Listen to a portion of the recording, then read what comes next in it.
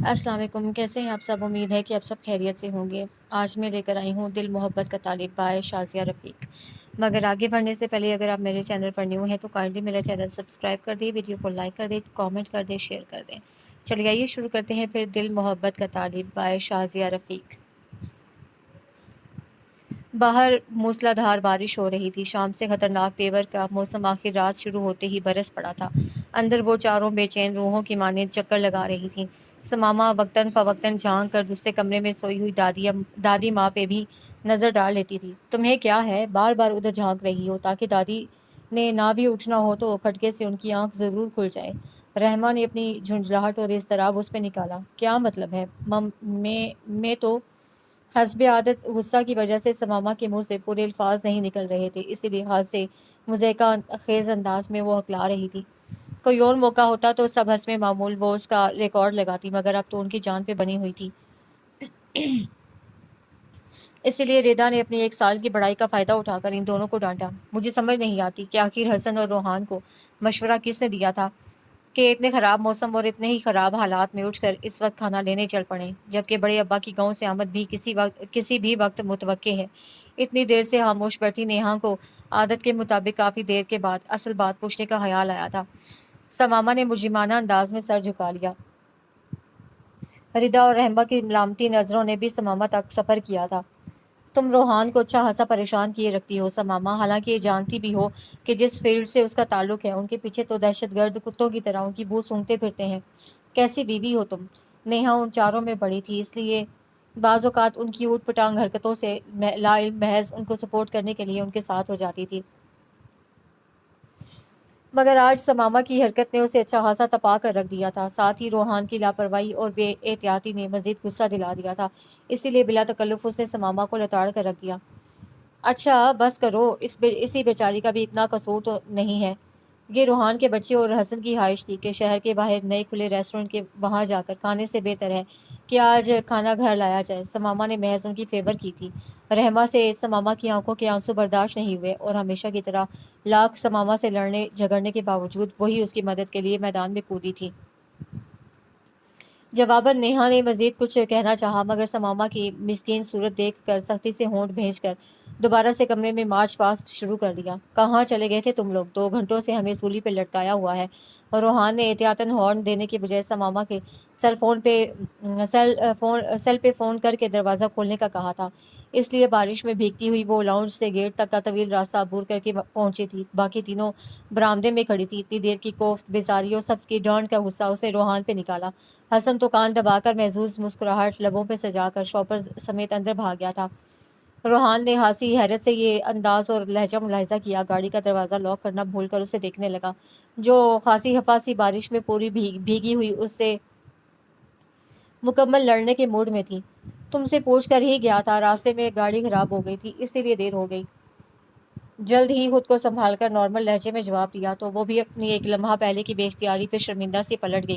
کھانا واقعی بہت مزے کا تھا، اگرچہ حسن کو بھی رحمہ کی پھٹکار اور غصہ برداشت کرنا پڑا تھا، مگر اس غصہ میں جو اپنائیت دھونس اور مان تھا اس نے حسن کو ناراض کرنے کی بجائے شاد کر دیا تھا۔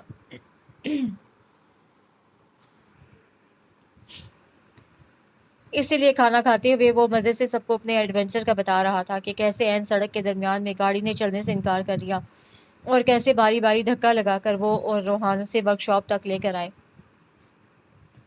یہ روحان تو عادی ہے ایسی مشقت کا، مجھ جیسا بزنس مین بھلا کیسے سنبھالتا اس سچویشن کو؟ بڑی دقتوں سے گاڑی کو دھکا لگاتا تھا میں۔ یہ بھی شکر ہے کہ ورک شاپ نزدیک ہی مل گئی، ورنہ شاید صبح تک پہنچتے جب چاچو لوگ بھی آ چکے ہوتے، اور تم لوگوں کا خراب موسم میں باہر نکلنے کا جو ایڈونچر تھا اس کا مزہ بھی چکھ لیتے۔ ریدا نے اس کی بات درمیان میں کاٹی۔ ہائے، مزہ تو تب آتا جب افسانوی انداز میں کسی حسینہ سے ٹکراؤ ہوتا تو۔ اس کی شرارتی بات رحمہ کے سر کے بال پکڑنے بلکہ جکڑنے کی وجہ سے درمیان میں ہی رہ گئی۔ اف، ظالم بیوی، مار ڈالا! اپنے بال بمشکل چھڑواتے ہوئے وہ چیخا تو سب کے لبوں پہ بے ساختہ مسکراہٹ بکھر گئی۔ نیہا کی بھٹکتی ہوئی نگاہ سماما پہ پڑی، جو بڑی سنجیدگی سے چائے سب کچھ سرو کر رہی تھی۔ کھانے کے دوران بھی وہ خاموش رہی تھی، اور یہ ہمیشہ ہی ہوتا تھا۔ جو ہی روحان آ جاتا اس کی تمام شوخی باتونی پن چپ کی دبیز چادر میں چھپ جاتا تھا۔ دوسری طرف بھی کم و بیش یہی صورتحال تھی۔ مگر روحان کی خاموشی اور گریز اس لیے اتنا محسوس نہیں ہوتا تھا کیونکہ اس کا مزاج بھی شروع سے ہی کچھ ایسا تھا۔ دوسرا، اس نے اپنی زندگی کا بیشتر حصہ باہر ان سب سے دور بورڈنگ میں گزارا تھا۔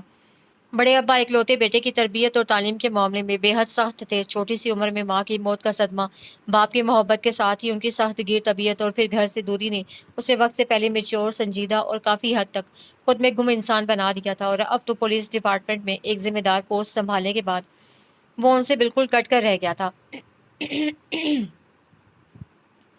اس سے لیے مہینہ 2 مہینوں کے بعد ایک آدھ دن کے لیے آتا تھا، اور نیہا کو یہی بات تپاتی تھی کہ سماما ان دنوں میں بھی اسے اتنی ہی لاپرواہی برتتی تھی جیسی شادی سے پہلے تھی۔ شادی کو سال ہو گیا تھا۔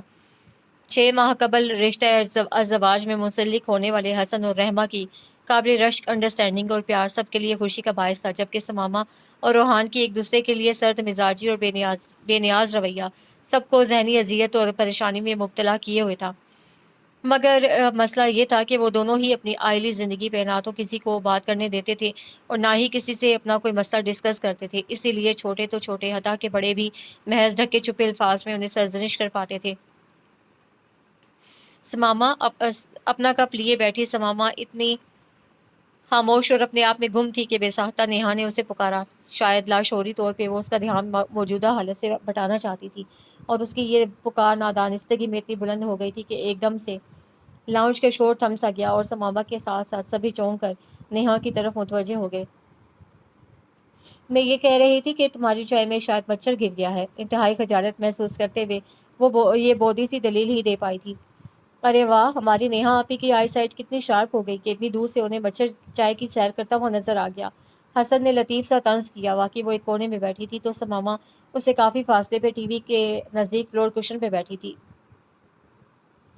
واقعی اس کا مطلب ہے کہ نیہا یہیں سے بیٹھ کر احمد بھائی پہ بھی نظر رکھے ہوئے ہے، اسی لیے تو بیچارے ہر ہفتہ کی شام لاہور سے ملتان تک کا سفر کرتے ہیں اور اتوار کی شام پھر بھاگتے ہیں، اور باقی ہفتے کے دنوں میں دو گھنٹوں کی کال کر کے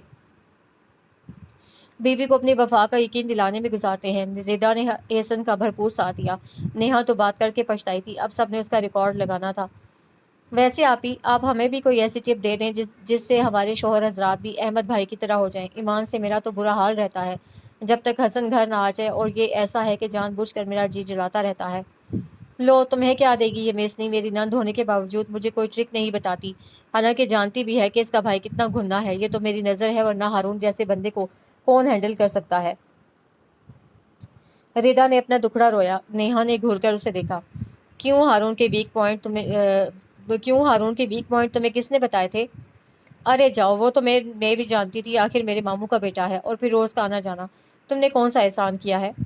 ردا کی بچی، بے وفا، مطلب پرست، خود غرض۔ نیہا نے تمام القابات سے نواز کر اطمینان سے یوں ہاتھ جھاڑے جیسے بہت بڑا بوجھ سر سے اتارا ہو۔ جواباً ردا بی بی کی زبان تڑ تڑ برسنے لگی۔ اور یہ سب جانتے تھے کہ جتنا وہ ایک دوسرے سے لڑتی تھیں، اتنا ہی دونوں کا پیار پورے خاندان میں ایک مثال بنا ہوا تھا، بالکل رحمہ اور سماما کی طرح۔ شاید اس گھر کے مکینوں کا ایک دوسرے کے لیے پیار ایسا ہی تھا، بظاہر سخت مگر اندر سے بالکل موم کی مانند دل رکھے ہوئے تھے، چھوٹی چھوٹی تکلیف پہ ایک دوسرے کی خاطر جان قربان کرنے کو تیار۔ شاید یہی اپنائیت تھی جس نے ان سب کو آپس میں جوڑا ہوا تھا۔ کیا ہو رہا ہے؟ یہ کیا ہو رہا ہے؟ دادی ماں کی کرخت آواز پہ وہ سب دروازے کی طرف متوجہ ہو گئے، جہاں پہ دادی ماں اپنے جلالی موڈ میں کھڑی ان سب کی طرف سوالیہ انداز میں دیکھ رہی تھیں۔ اور یہ کون سا وقت ہے چائے پینے کا؟ اصولوں کی پابند دادی کبھی بھی بے وقت کا کھانا پینا پسند نہیں کرتی تھیں۔ وہ دادی حسب معمول نیہا ہی گلا کھنکار کر میدان میں اتری۔ اصل میں ہمیں نیند نہیں آ رہی تھی، اس لیے موسم کی مناسبت سے سب نے چائے پینے کا شور مچا دیا۔ بس ابھی سونے جا رہے تھے ہم لوگ۔ سب نے شکر کا کلمہ ادا کیا کہ دادی کچھ لمحے پہلے نہیں بیدار ہو گئی۔ اب خاک نیند آئے گی تم لوگوں کو؟ یہ موئی چائے پی پی کر تو ستیہ ناس مارا ہوا ہے اس نئی نسل نے، دماغ خشک کیے ہوئے ہیں۔ دادی تو ایسی شخصیت تھیں اس گھر کی جن کے سامنے ان کے والدین کو بھی بولنے کی ہمت نہیں تھی، اس لیے کان دبائے وہ لوگ بھی سن رہے تھے، جانتے تھے کہ ان کی یہ ڈانٹ اپنے اندر بے پناہ محبت سمیٹے ہوئے تھی۔ ہر بچے کی الگ الگ اتنی پرواہ کرتی تھیں کہ مائیں بھی اتنا خیال نہیں رکھتی تھیں۔ اور تم سماما، تمہیں 1000 بار کہا ہے کہ بچہ اتنے دن سے گھر سے باہر رہتا ہے، کیا خاک اچھا کھانا ملتا ہوگا وہاں پہ، اس کا خیال رکھا کرو۔ لیکن میں دیکھ رہی ہوں کہ تم اس کا تو کیا خیال کرو گی، خود اپنا دھیان نہیں رکھ پاتی ہو۔ دادی کی کڑک دار آواز پورے لاؤنج میں گونج رہی تھی۔ اور وہ دونوں اپنی اپنی جگہ پہ جزبز ہو کر رہ گئے، باقی نفوس بھی محض خاموشی سے سر اٹھائے انہیں دیکھ رہے تھے۔ جاؤ اپنے کمروں میں، اب تم لوگ۔ کچھ بولتے بولتے رک کر وہ ایک دم سے تھکی آواز میں کہہ کر خود بھی مڑ گئیں۔ اتنے لوگوں کی موجودگی میں بھی کمرے میں مجرمانہ سی خاموشی پھیل گئی تھی، جس کی جتنی چائے بچی تھی وہیں پڑی رہ گئی۔ سب ایک ایک کر کے اٹھ گئے۔ خان بتا رہا تھا کہ رات تم بہت دیر سے آئے تھے، کیا وجہ تھی؟ دوسری صبح بڑے ابا، جو کہ رات 3 بجے پہنچے تھے، روحان اور حسن کی طرف مکمل طور پر متوجہ پوچھ رہے تھے۔ اس گھر کے اصول اور طور طریقے تم لوگ بھولتے جا رہے ہو۔ اس فکرے میں موجود چھپی واضح سرزنش نے سب کے سروں کو جھکا دیا، کیونکہ وہ لوگ جانتے تھے کہ رات 9 بجے کے بعد کسی کا بھی گھر سے باہر رہنا بڑے بابا بالکل پسند نہیں کرتے تھے۔ بہت برے پھنسے یار، آئندہ کبھی بھی ان لڑکیوں کی بات نہیں ماننا۔ میں نے تو آج سے یہ فیصلہ کر لیا ہے۔ جو ہی بڑے ابا ایک مفصل لیکچر دے کر آفس کے لیے نکلے اور ان کے پیچھے ہی رحمان چچا اور رضوان چچا بھی نکل گئے، تو حسن نے ببانگ دہل اعلانیہ انداز میں پاس بیٹھے یحییٰ سے تبادلہ خیال کیا۔ تم لوگوں کے ساتھ ایسا ہی ہونا چاہیے تھا، شادیاں کروا کے بہت مدبر اور عقل مند سمجھنے لگے تھے نا خود کو۔ دیکھ لیا نا جورو کے غلام بننے کا نتیجہ۔ مجھے گاؤں روانہ کر دیا ان بزرگوں کے ٹولے کے ہمراہ، خواہ مخواہ بور ہونے کے لیے، اور خود پیچھے سے انجوائمنٹ میں لگے رہے۔ یا پہلے ہی جلا بھنا بیٹھا تھا، اس لیے باقاعدہ عورتوں والے کوسوں سے انہیں نوازا۔ ویسے بھی آج کل اس کی فیونسی زوباریہ اس سے خفا تھی، اسی لیے وہ ہر وقت لڑنے مرنے کو تیار رہتا تھا۔ اسے مت چھیڑو، آج کل یہ صرف کاٹتا ہے، اس لیے اسے بچنا ہی بہتر ہے۔ اس کا ہمراز ہمدم ثاقب بظاہر سنجیدہ چہرے کے ساتھ انہیں وارن کر رہا تھا، اور یہ جملہ یحییٰ بختیار کو مزید جلتے توے پہ بٹھا گیا۔ تم میر جعفر کی کاپی، خبردار جو میرے منہ لگے تو۔ مجھے کیا ضرورت ہے تمہارے منہ لگنے کی؟ بدذوق، ایک ہی شخصیت ہے اس دنیا میں اور وہی تمہیں منہ لگاتی ہے۔ واضح اشارہ زباریہ کی طرف تھا۔ یحییٰ مزید ہونہار ہو گیا، اس کے چہرے کے ضابط نے بگڑ گئے کہ سب کے ساتھ ساتھ سنجیدہ سا روحان بھی بے اختیار ہنس دیا۔ اس کی ہنسی کی آواز پہ دادی ماں اور منجلی چچی نے بیک وقت اس کی طرف دیکھا۔ کتنا پیارا لگ رہا تھا اس طرح بے فکری سے ہنستا ہوا۔ دادی ماں نے نم آنکھوں سے اس کے سدا خوش رہنے کی دعا کی تھی۔ منجلی چچی نے بھی محبت سے مسکراتے ہوئے دل میں اس کے لیے ڈھیروں دعائیں دی تھیں۔ میرے ساتھ جانے کی ضرورت نہیں ہے، تم ہر جگہ میرا بھانڈا پھوڑتے ہو۔ جو ہی ٹیبل سے اٹھ کر یحییٰ کے ساتھ ثاقب بھی نکلنے لگا تھا تو یحییٰ نے ناراضگی سے کہا، وہ بیچارہ اپنا ہر راز اسے بتا دیا کرتا تھا، اور ثاقب ہمیشہ ترنگ میں آ کر سب کچھ کھول کر بیان کر دیتے۔ چلو ٹھیک ہے، یونیورسٹی پہنچ کر بھی میرے پاس مت آنا، اور نہ ہی میں تمہارا میسنجر بنوں گا۔ وہ جواباً دھمکی آمیز انداز میں ہلکی آواز میں بولا تو وہ بے چارگی سے اس بلیک میلر کو دیکھنے لگا۔ آخر زباریہ سے انڈائریکٹلی بات چیت ہو رہی تھی، ناراضگی کی وجہ سے، اور ثاقب اس کی باتیں زباریہ تک پہنچاتا تھا۔ چلو مرو، کہا جانے والی نظروں سے اس خبیث کے مسکراتے چہرے کو دیکھتے ہوئے کہا، اور باہر نکل گیا۔ وہ دونوں IR ڈپارٹمنٹ کے فائنل ایئر کے اسٹوڈنٹ تھے، اس لیے اکٹھے آتے جاتے تھے۔ بیٹا اتنے سست کیوں ہو رہے ہو؟ طبیعت تو ٹھیک ہے تمہاری؟ چھوٹی چچی کی آواز پہ ٹیبل سے برتن اٹھواتی سماما نے جھٹک کر لاؤنج میں جھانکا، جہاں پہ روحان کسل مندی سے صوفے پہ نیم دراز تھا۔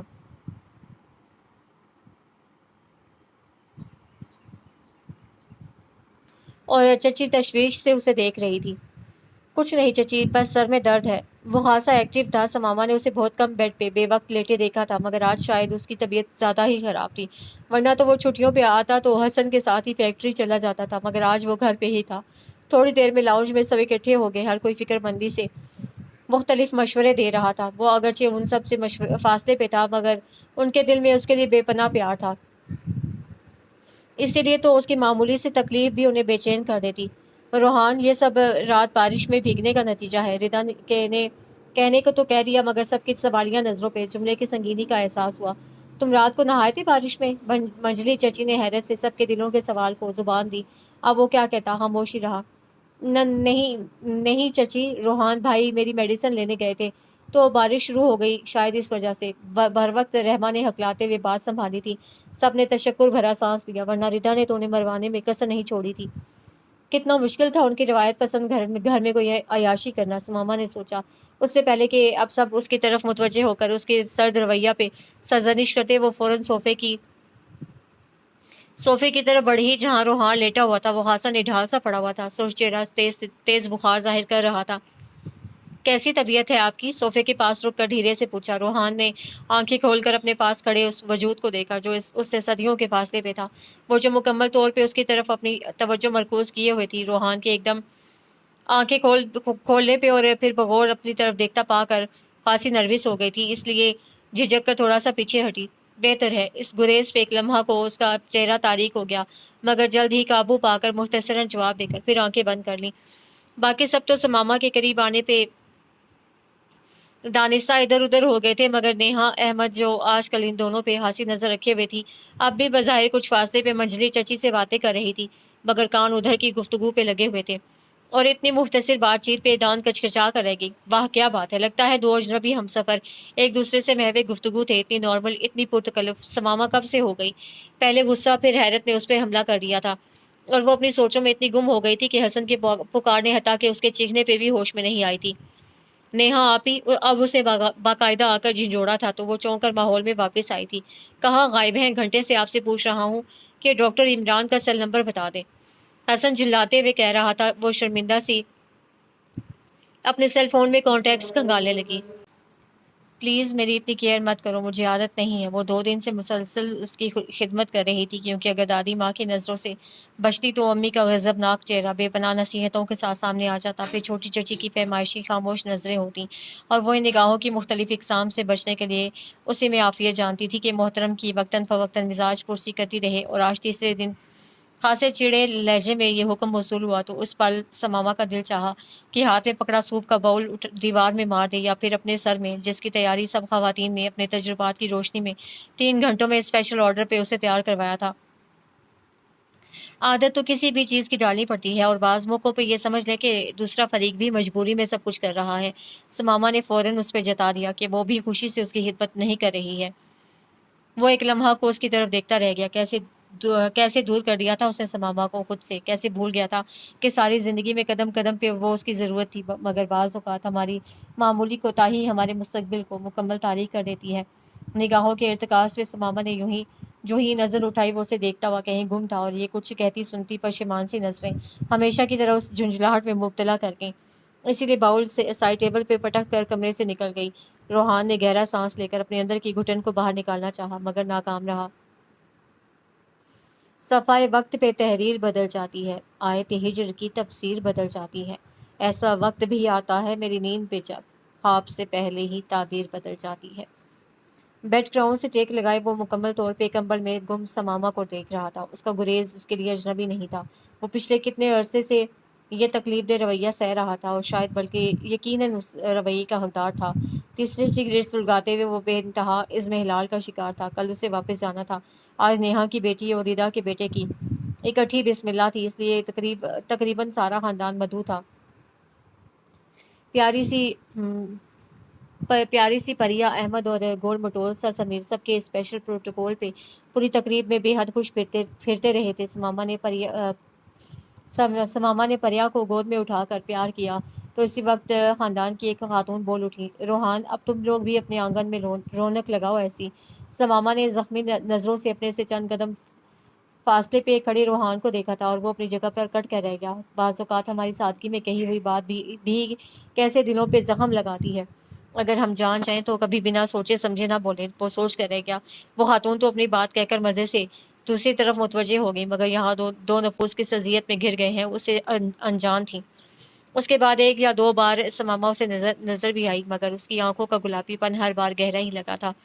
میں اگر اس سے معافی مانگوں تو؟ سگریٹ ایش ٹرے میں مسلتے ہوئے اس بچکانہ سی سوچ پہ وہ خود ہی استزائیہ مسکرا دیا۔ اس کی غلطی ایسی تو نہیں تھی کہ اسے معاف کر دیا جاتا؟ تو پھر؟ دماغ نے تلخی سے سوال کیا، اور دل جواب جانتے ہوئے بھی نظریں چرانے لگا۔ کیا ساری عمر اسی دوراہے پہ گزارنی ہے؟ دماغ آج کسی طور پہ بخشنے پہ تیار نہیں تھا۔ شاید، مبہم سا جواب دے کر دل پھر خاموش ہو گیا۔ محبت بھی؟ یہ ایک دم آنکھیں کھول کر سامنے آ کر سر جھٹکنے لگی تھی۔ کب تک؟ کیا عمر بھر؟ کیا میرے بنا اپنی زندگی کا ایک لمحہ بھی گزار سکتے ہو اور باتیں کرتے ہو؟ عمر بھر اس پل سے رات پہ گزارنے کا دعویٰ کرتے ہو؟ سسکتی ہوئی محبت نے تلخی سے دل کو جھٹلایا تھا۔ دل بے بسی سے سر پٹکنے لگا تھا۔ مضطرب سی محبت اس بے بسی پہ مزید بے چین ہو گئی۔ روحان کو اپنی آنکھیں بے تحاشا جلتی ہوئی محسوس ہوئیں۔ کیا واقعی آپ کو کبھی کسی سے محبت نہیں ہوئی؟ حیران آنکھیں واہ کیے وہ اسے سوال کر رہی تھی۔ نہیں، اپنے لہجے کی سختی کا اس وقت احساس نہیں ہوا تھا، مگر اب انہی آواز کی بعض گزشت پہ محسوس ہوا کہ وہ کتنا تلخ تھا اس سمے۔ اچھا، مگر مجھے تو بہت سے لوگوں سے پیار ہے۔ وہ ایک لمحہ کے لیے خاموش ہوئی تھی، مگر عادت کے مطابق بہت جلد ہی اپنے آپ پہ قابو پا کر خوشگواریت سے بولی تھی، دیکھیں نا، ہم لوگ تو لکی ہیں کہ آج کل کے افراتفری اور خود غرضی کے دور میں بھی اب اتنے منظم اور کوآپریٹو جوائنٹ فیملی سسٹم کا حصہ ہیں، جہاں کا ہر رشتہ ہمارے لیے بے پناہ اپنائیت لیے ہوئے ہے۔ اچھا، اس کا یہ اچھا استزائیہ تھا یا وہ اسے اتفاق کر رہا تھا؟ سماما سمجھ نہیں سکی، اور وہ اسے کیا بتاتا کہ اسے کسی بھی رشتے کو مکمل طور پہ محسوس نہیں کیا تھا کہ وہ ان سے ہمیشہ دور ہی رہا تھا، اس لیے یہ محبت، اپنائیت اور خلوص کا رشتوں کا خلوص سب اسے اجنبی لگے تھے۔ کبھی کبھار ویکینڈ پہ یا کسی سمر ویکیشن میں وہ ان کے پاس جاتا تو بھی بابا اسے کبھی کسی کورس یا دوسری ایکٹیویٹیز میں الجھائے رکھتے، اسی لیے تو وہ جانے کون سی فیلڈ کے متعلق اتنی معلومات رکھتا تھا کہ جب کسی موضوع پہ بولتا تو تب اسے خود اپنی اس صلاحیت کا پتہ چلتا اور بابا کا سینہ فخر سے تن جاتا۔ مگر دوسری طرف وہ اپنے پیاروں سے کافی فاصلے پہ ہو گیا تھا، صرف ماں کے رشتہ کی کمی تھی اس کی زندگی میں، مگر شاید ماں ہوتی تو اتنا ریزرو اور لاپرواہ نہ ہوتا اور وہ اسے یقیناً سنبھال لیتی، اور شاید بابا بھی اتنے سخت نہ ہوتے۔ آج اتنے عرصہ بعد اس نے یہ بات سوچی تھی۔ اسی وقت سماما نے کروٹ بدلی تو وہ چونک گیا، سائڈ ٹیبل پہ ایش ٹرے رکھ کر ٹیبل لیمپ آف کیا اور خود بھی سونے کی کوشش کرنے لگا تھا۔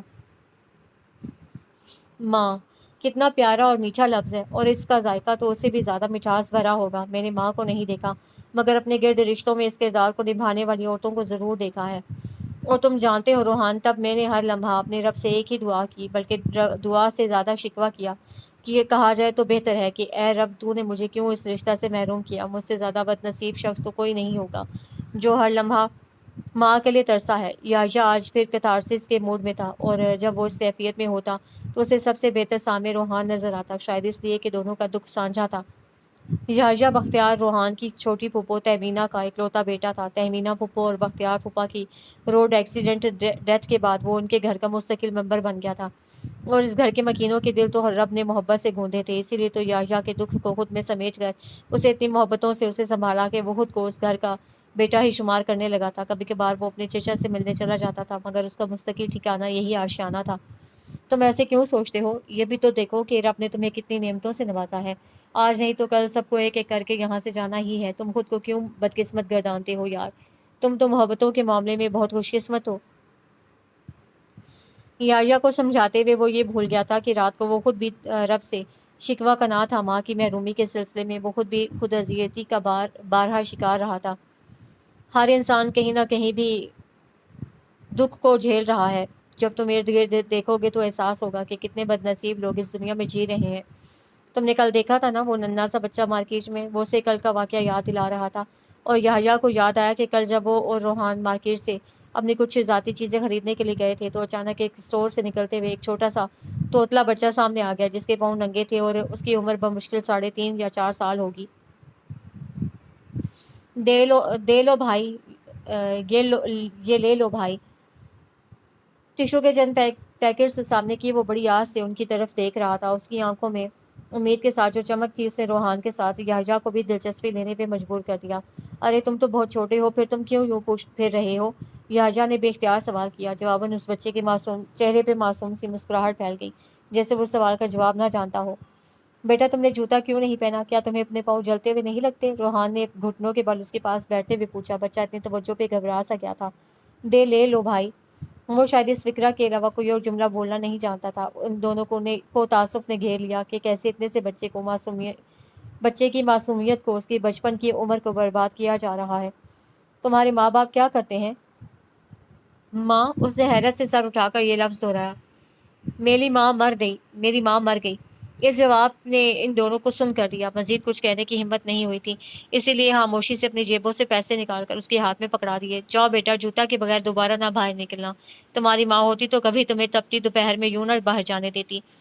آخری جملہ بڑبڑاہٹ کی صورت میں ادا کر کے روحان نے بچے کے سر پہ پیار سے ہاتھ پھیرا، اور بچہ لال نوٹ دیکھ کر خوشی سے اچھلتا ہوا آگے بڑھ گیا، اور وہ سوچتے رہ گئے کہ دنیا میں اس بچہ کی مانند ہی ہر ایک کو جینا چاہیے جو اپنے دکھ سے واقف بھی تھا، مگر چھوٹی سی خوشی کے ملنے پہ وہ اپنے اس دکھ کو اپنے اندر کہیں لمحاتی طور پر دفن کر کے خوشی کا وقت تھام لیتا ہے۔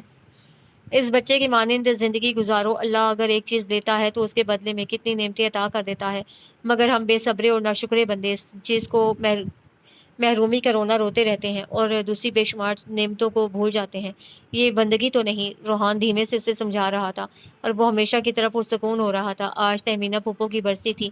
ایکسیڈنٹ کے بعد پھپھو تو موقع پر ہی فوت ہو گئی تھی، مگر پھپھا 10 روز تک زندہ رہنے کے بعد فوت ہوئے تھے، اسی لیے وہ ان دونوں کی برسی پہ یوں ہی ڈسٹرب رہتا تھا۔ روحان بھی پھپھو کی برسی کی وجہ سے آج رک گیا تھا، ورنہ اس کی شام کی فلائٹ تھی، اب اسے صبح جانا تھا۔ روحان، تم ہمیشہ مجھے سمجھاتے ہو، میں نے کبھی تمہیں اس طرح بے چین نہیں دیکھا، آخر تم بھی تو یہ دکھ سہ رہے ہو۔ یحییٰ کو روحان کے ضبط پہ بہت حیرت ہوتی تھی، آج اتنا عرصہ کے بعد وہ بے ساختہ اپنی حیرت کا اظہار اس سے کر گیا۔ روحان کے ہونٹوں پہ پھیکی سی مسکراہٹ پھیل گئی۔ وہ اسے کیا بتاتا، اس نے تو ماں کا رشتہ اپنے بچپن سے نہیں دیکھا تھا، پھر وہ کیسے اپنے دکھ کو بیان کرتا؟ ماں اس کے پیدائش کے 2 سالوں بعد اس دنیا سے چلی گئی تھی، پھر وہ کیسے اس لمس کو محسوس کرتا؟ اسی لیے تو وہ ہر اظہار کے معاملہ میں اناڑی تھا۔ بے چینی کسے نہیں ہوتی، ہر رشتہ ہماری زندگی میں اپنا مقام رکھتا ہے، جب وہ خالی ہو جائے تو اس کی کمی کسے محسوس نہیں ہوتی۔ یہیں پہ آ کر انسان بے بس ہو جاتا ہے۔ وہ رب سب جانتا ہے، کسے کتنا دینا ہے اور کہاں دینا ہے وہ اختیار رکھتا ہے، پھر ہم کیسے اس سے شکوہ کر سکتے ہیں کم یا زیادہ دینے پہ؟ گہرے لہجہ متوازن ہونے کے باوجود درد کی آمیزش لیے ہوئے تھا، اور یحییٰ بختیار اس شاندار سے بندے کے حوصلہ کو دیکھتا رہ گیا۔ واقعی زندگی تو وقت کا حساب رکھے ہوئے ہے، اور جب وقت ہمارے ہاتھوں سے ریت کی مانند پھسلنے لگتا ہے تو ہمیں شدت سے اس کی کمی کا احساس ہوتا ہے، مگر زندگی کے کشکول میں تو وقت کے سکے پورے ہوتے ہی ہیں، چاہے وہ تیزی سے گریں یا آہستہ آہستہ، اور بعض اوقات اس کی تیزی میں ہم بہت سے رشتوں کو بھی خود اپنے ہاتھوں سے کھو دیتے ہیں، جس کا احساس ہمیں بہت دیر سے ہوتا ہے۔ یحییٰ کے اٹھ کے جانے کے بعد وہ سر جھکائے اپنی سوچوں میں گم تھا۔ روحان، ہم چاہتے ہیں کہ اب ثمامہ بھی تمہارے ساتھ جائے۔ دادی ماں کا ٹھہرا ہوا انداز حتمی تھا۔ اس نے سر اٹھا کر اپنے ارد گرد بیٹھے نفوس کو دیکھا، جن کے چہروں پہ کم و بیش دادی ماں کی بات کی تائید ہی تھی۔ بڑے چچا، چھوٹے چچی چچا، دونوں چچیاں اور الوینا پھوپھو سب بیٹھے تھے۔ بابا اپنے کسی دوست کی عیادت کے لیے حسن کے ساتھ دوسرے شہر گئے ہوئے تھے۔ وہ گہرا سانس لے کر رہ گیا۔ اس بات کا وہ کیا جواب دیتا، جبکہ جانتا تھا کہ ایک بار کے تجربہ کے بعد دوسرا فریق کبھی بھی اس کے ساتھ دوبارہ جانا نہیں پسند کرے گا۔ تم نے جواب نہیں دیا، اگر تمہیں رہائش کا مسئلہ ہے تو میں ارسلان سے کہہ دیتی ہوں وہاں پہ کسی فلیٹ کا بندوبست کر دے۔ دادی ماں سمیت سبھی مکمل تہیہ کیے ہوئے تھے، آج شاید کہ اسے تنہا نہیں بھیجنا۔ میں کیا کہہ سکتا ہوں، آپ ثمامہ سے پوچھ لیجئے، گھر تو آپ کو پتہ ہے مجھے ملا ہوا ہے۔ اس نے بالآخر زبان کھول ہی دی۔ ثمامہ کو کیا اعتراض ہوگا بیٹا، اور پھر ویسے بھی بیٹیاں شادی کے بعد شوہر کی ہمراہی اچھی لگتی ہیں۔ ٹھیک ہے، نیہا بھی احمد کے بغیر رہتی ہے، مگر ایک تو وہ ہر ہفتہ آ جاتا ہے، پھر اب اس کی ٹرانسفر بھی ملتان ہو رہی ہے اگلے مہینے سے انشاءاللہ۔ چھوٹی چچی نے اپنے مخصوص دھیمے لہجہ میں کہا تو وہ محض انہیں دیکھ کر رہ گیا۔ اب انہیں کیا بتاتا کہ وہ تو خود موقع کی تلاش میں ہے کہ کسی طرح ثمامہ کو راضی کر لے، مگر اس کا سرد رویہ اس کی ہر کوشش کی راہ میں دیوار بن جاتا ہے۔ جاؤ بہو، ثمامہ سے کہو کہ وہ بھی اپنی تیاری کرے، کل روحان کے ساتھ وہ بھی جائے گی۔ دادی ماں نے فوراً منجلی چچی کو حکم دیا، اور سب کے چہروں پہ یوں سکون پھیل گیا کہ جیسے ایک بہت بڑا معرکہ سر کر لیا ہو۔ ناممکن، کیسے رہوں گی میں اس کے ہمراہ؟ وہ جلے پیر کی بلی کی مانند ادھر سے ادھر چکر لگا رہی تھی۔ جب سے ردا اور احمد نے آ کر دادی ماں سمیت سب بڑوں کا فیصلہ اسے سنا کر اس کی پیکنگ کی تھی، وہ تب سے بے چین پھر رہی تھی۔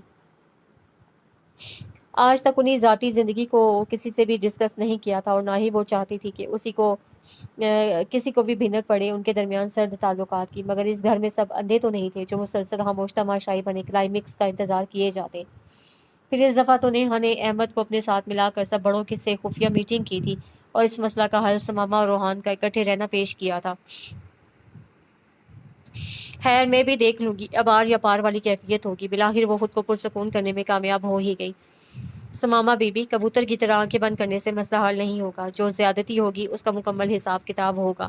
وہ خود کو ایسی سوچوں سے کافی حد تک بہلا چکی تھی، اسی لیے روحان کے آنے سے پہلے پرسکون نیند کی آغوش میں جا چکی تھی، اور اندر قدم رکھتا روحان دروازہ کے بالکل ساتھ والے حصہ میں اس کا پیک سامان دیکھ کر حیران رہ گیا۔ اس کے اتنی جلدی بغیر کسی ہنگامہ کے ساتھ چلنے پہ آمادگی ظاہر کرنے کا کوئی امکان نہیں تھا، مگر یہاں تو مکمل امن تھا۔